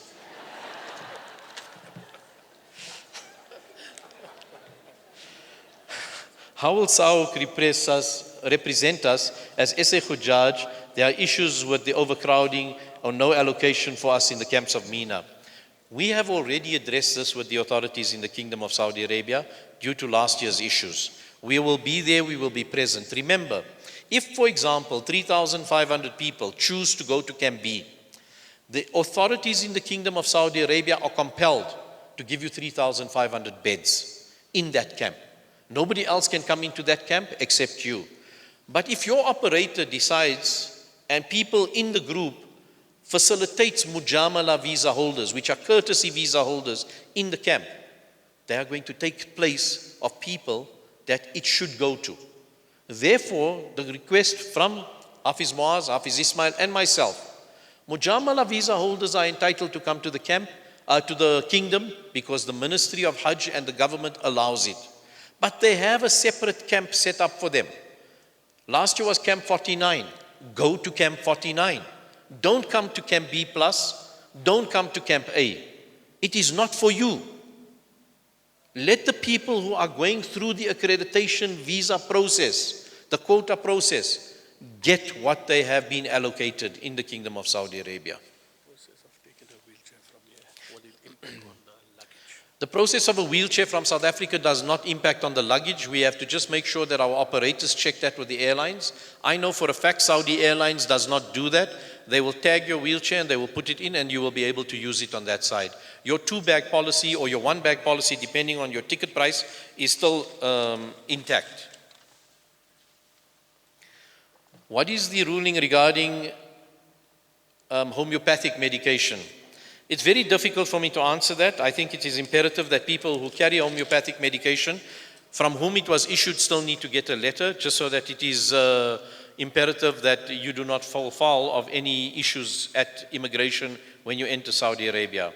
How will SAHUC members be identified, especially if being asked for passports?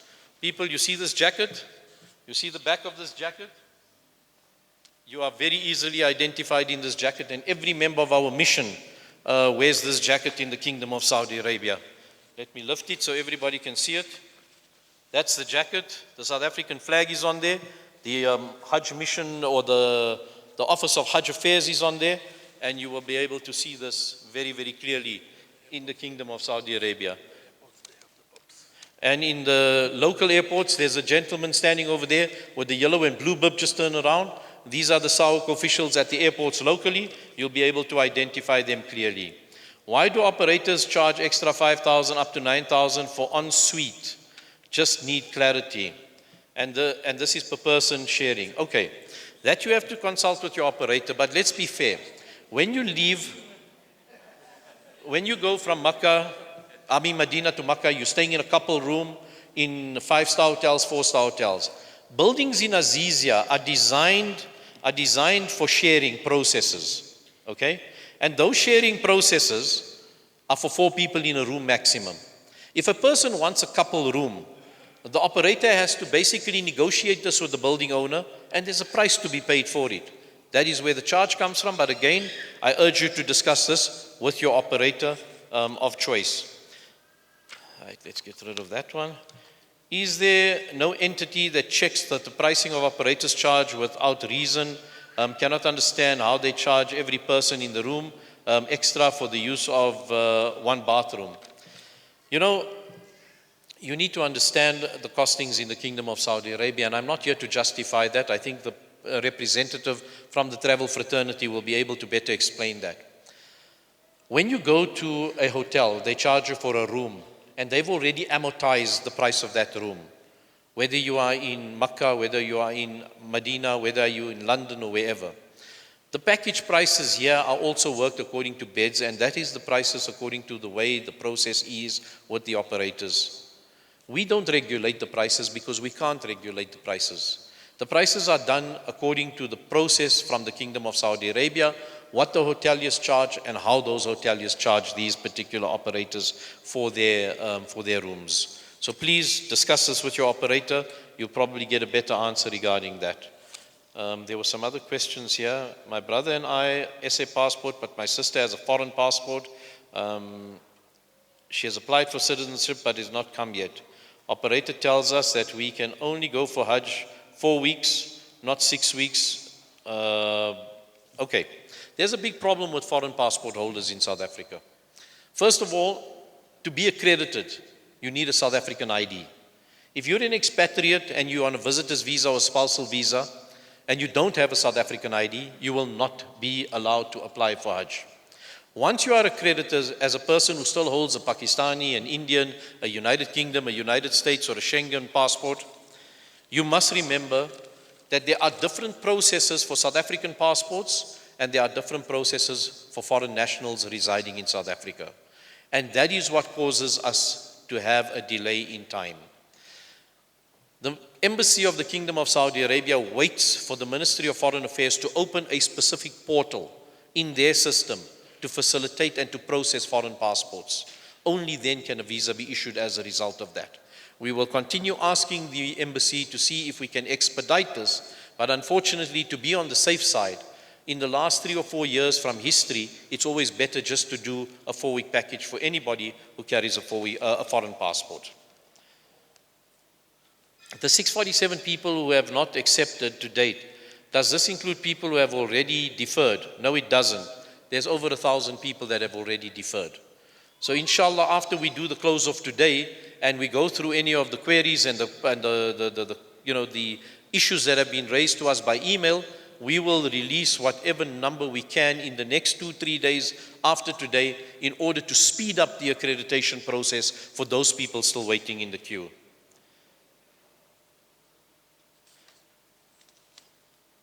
Are there any Hajj classes being offered in Johannesburg, Central, Mayfair, Bosmont, etc.? I know of Hajj classes at the Bosmont Mosque. In Mayfair Central, I don't know of any. Mayfair Jummah Masjid will have, but I do know, and also I think Mr. Patel, where do you have yours, Mr. Patel? Mayfair Jummah Masjid. Mr. Patel is in the audience. Whoever's asked this question can actually reach him. He does have a table in there with the operators as well. My wife and I made nikah only not in court, Islamic marriage. Will this be okay? Yes, it is. As long as you've got a nikah certificate, it is acceptable to be basically placed on our system in that regard. How many times can your accreditation be deferred? I was accredited last year already. 3 times, as I explained earlier. When you do accreditation and you defer it, on the 3rd deferral, we will remove you from the list and put you in a parked position. Once that position is then held, when you are ready for Hajj, we will then revert you back to an accredited position. How will SAHUC assist us if there are already crowding issues in Mina? I think we've answered that already. If Hujjaj uses private transport, will Tanazzul be refunded? I think we've answered that already. There's a few more questions and I think we're going to close in order to give you the opportunity to go to the operators, to go and see the packages and make an informed decision, inshallah. Regarding the room sharing in Azizia, we are a couple, husband and wife. How does sharing with strangers work? In Azizia, you normally have women sharing in one room, men sharing in another room. You will obviously make Haji Bais and Haji Bens and you decide whether you're going to be comfortable with that. If you want to stay in a couple room with your spouse, you will pay a premium that the operators are all offering in order for you to and your spouse to have that room. Is there a VVIP camp? Really? Go to Mauritius. Why you want to go for Hajj? What is this VVIP? There's no VVIPs in the eyes of Allah. All of you are VVIPs. Come on, people. This is Hajj. This isn't a holiday. If you want to go skiing in the Alpine, go skiing. Don't go for Hajj. Has the issue that arose in Mina, aircons not working, been mitigated? Let's understand Mina. Mina is used for 5 days of the year. They do the best that they can for the blowers to work in Mina. There is a process, inshallah, to change the aircons and to upgrade the processes of Mina. We have to be patient. And these are parts of the test that Allah subhanahu wa ta'ala wants us to endure. Let us think about our parents and our grandparents and our forefathers who didn't have tents with aircons in Mina. They performed Hajj without any complaint. These small little things that you're going to have to endure for a few days is going to prepare you to come back as a newborn baby with a clean heart and no blemishes. Where people must understand, your Hajj doesn't start there, your Hajj starts now. the mental preparation, the physical preparation, the emotional preparation needs to be undertaken in this particular regard. Booking your own flight. Does SAHUC still facilitate you on landing? SAHUC facilitates every accredited South African Hajj. The one thing we are very, very clear on is, if you land 1 or 2 people on your own, you will probably end up waiting for a bus until that bus is filled with other nationalities in order to take you to Medina or in order to take you to Makkah if you're in Makkah. If you're going to do your own bookings, you discuss this with your operators and you try to land on the same day that the groups are landing from your operators. They've got their group departure dates. It's better to do it that way. For us to come and find 2 people on the 1st of Zil-Hijjah in Hajj terminal, when you have between 500 and 800 flights coming in per day, is not an easy task. But we do it. Alhamdulillah, we do it. And we make sure that you are taken to where you need to be taken.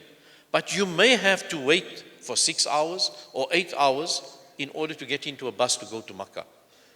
Therefore, it is better to ensure that you land with the group, so there's a maximum of 40 people per bus. If you are 2 people, there's no taxis allowed in and out of Hajj terminal. There's no private transport allowed in and out of Hajj terminal. You need to understand those logistics, inshallah. Many operators said that we are not allowed to go to Medina after Hajj due to ministry rule. Is this true? No, it's not true. If you going in to Makkah, you can go to Medina after. But if you land in Medina first and you've endured your stay in Medina 8 days, 10 days, 5 days, and you now come to Makkah and you perform Hajj, now you must leave and go home. You cannot go back to Medina.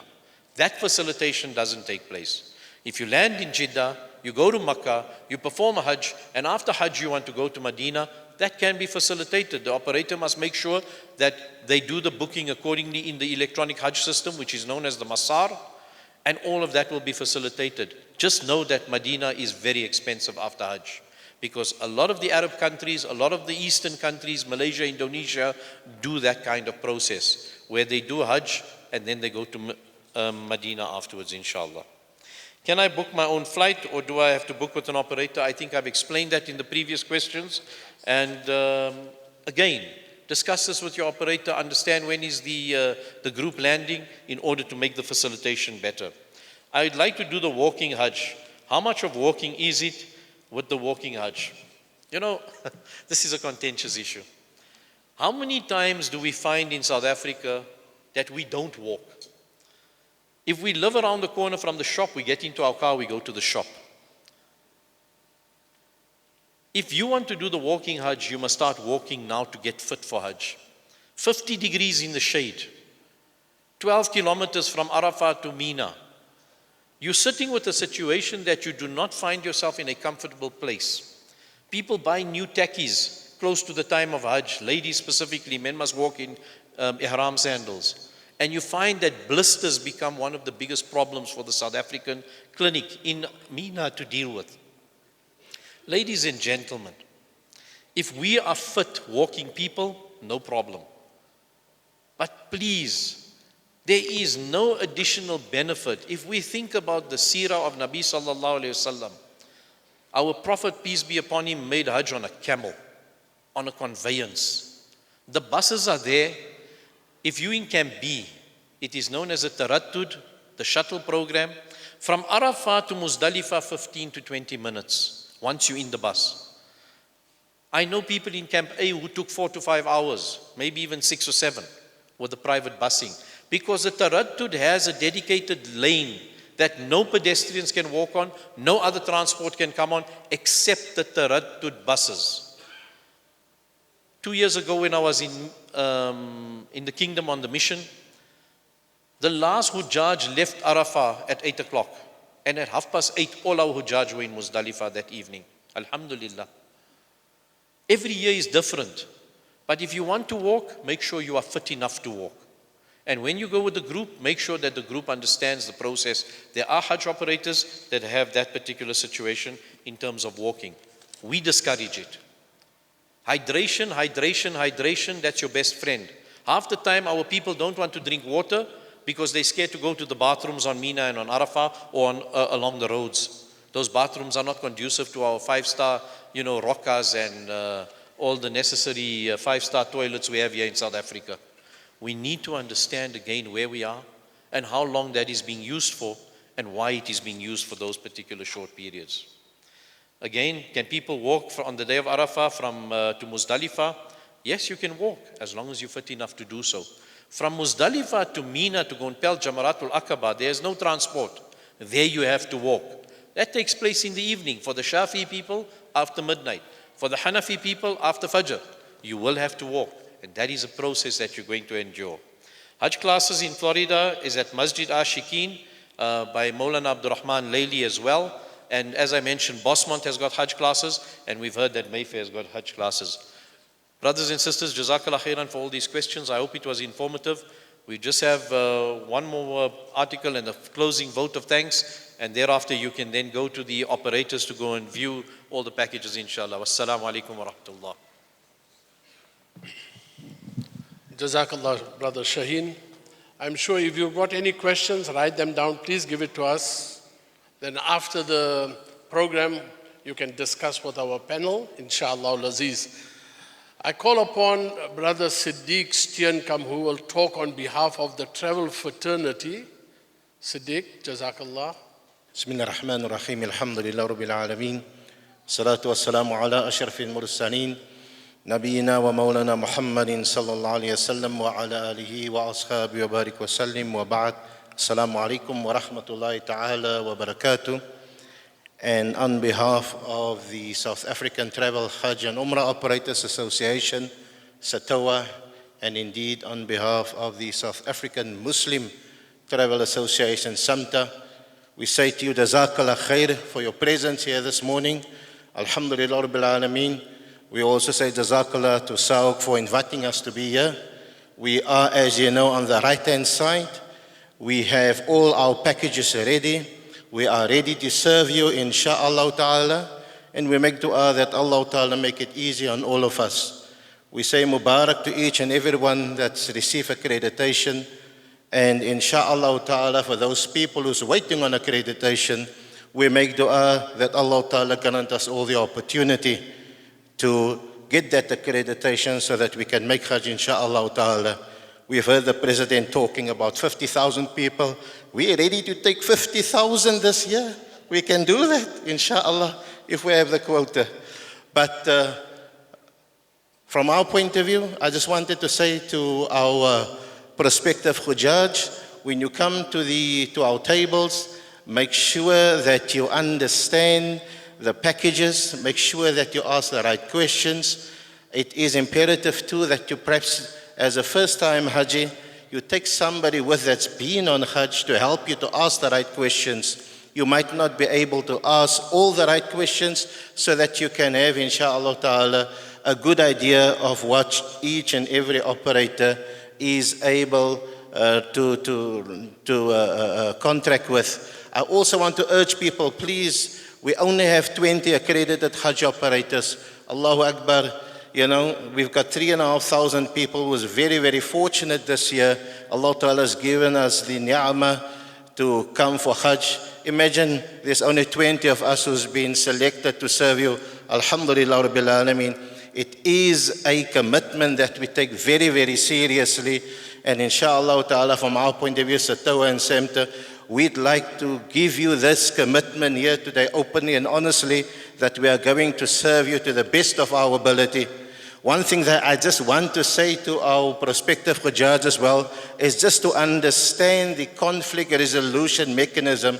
You know, there can always be maybe misunderstandings here and there, but understand and speak to your operator as to how do we resolve any issues, because between yourself, the operator, SAHUC, we can resolve any issues, insha'Allah ta'ala. So just understand what you are going to contract for. Come and visit us, insha'Allah ta'ala. We're there to serve you. I know that we're running short of time, so if there's any other questions that you may have, we are all that side to answer any questions you may have. Jazakallah khair. Wassalamu alaikum wa rahmatullahi ta'ala wa barakatuh. MashaAllah, Jazakallah. Brother, you prepared to take 50,000? Allahu Akbar. We got Brother Ali Sheri here. Barakallah fi Sheikh. Jazakallah. Brother Siddiq, Jazakallah khairul jaza. Now it comes to the most important and the most difficult task, and is to do the vote of thanks. First of all, we want to thank Allah subhanahu wa ta'ala that out of His infinite mercy, He has bestowed us with the ni'mat and the honor of being Muslims, being the ummatis of Muhammadur Rasulullah sallallahu alayhi wa sallam. We want to thank Allah subhanahu wa ta'ala. We thank all those around us. First of all, I want to thank ITV, the management of ITV, the viewers of ITV. I want to thank you. Many people are seeing this program, not only on ITV, but across on YouTube in many different countries. They are seeing it. We want to say Jazakallah to ITV, the management of ITV, the sponsors of ITV, Jazakallah khairul jaza. To Brother Riaz Badat for the sound, stunning sound. Jazakallah, Brother Riaz. To Brother Ahmed for the YouTube and the live streaming broadcast. Ahmed, once again, well done job. To Riaz and Ahmed, Jazakallah, to you and your team. To the Embassy of the Royal Embassy of Kingdom of Saudi Arabia for allowing Brother Ali Sheri to be in our midst, in our presence. We are thankful. Please tell them we're coming for more visas. Right? Not a problem. To the management of this venue of Image Lifestyle and all the workers, the staff who worked tirelessly. Last night there was a program here, there was a wedding or so last night, and by the morning, by 7:30, 8 o'clock, this hall was ready for us. Jazakallah to Image Lifestyle. To the officials of National of SAHUC and the provincial and all those that assisted us in putting up this venue, making sure that everything goes in order. Jazakallah to you also, and not forgetting the Hujjaj. Hujjaj, we are thankful to you. Hujjaj, we are thankful to you. Because of you, we are here. Only understand, don't undermine yourself who you are and what you are. It's because of you we are here. So we are thankful to you also. I'm going to conclude with a dua, but before that, just 2 or 3 couplets. A message from SAHUC to you as Hajis. When you go to Madinatul Munawwara, one message from us, and I'm going to say it in Urdu.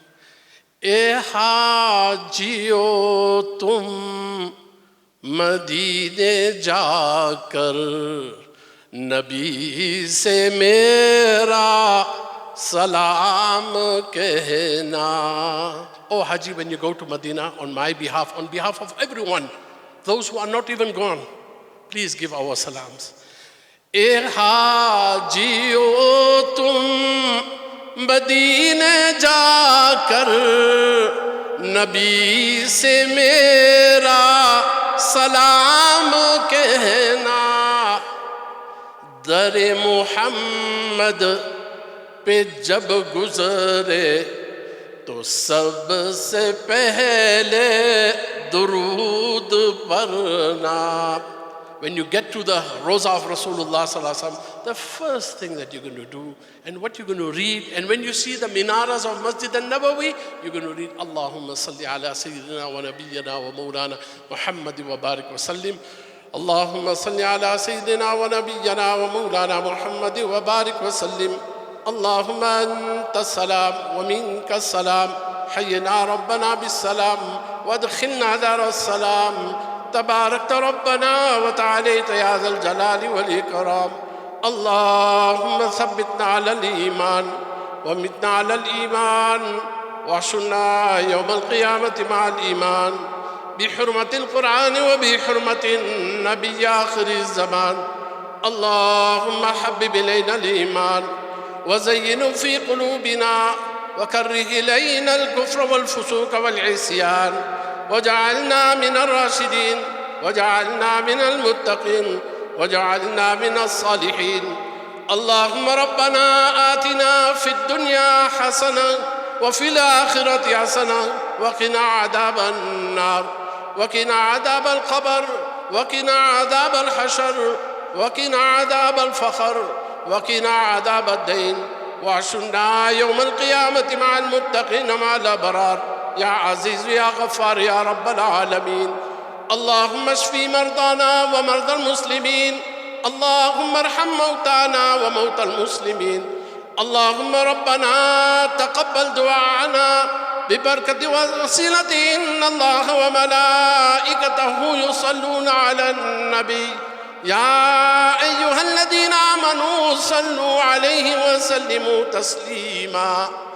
اللهم صل على سيدنا ونبينا ومولانا محمد وبارك وسلم. مولاي صل وسلم دائما أبدا أبدا على حبيبك خير الخلق كلهم. ربنا تقبل منا إنك أنت السميع العليم وتب علينا يا مولانا إنك أنت التواب الرحيم. سبحان ربك رب العزة عما يصفون وسلام على المرسلين والحمد لله رب العالمين.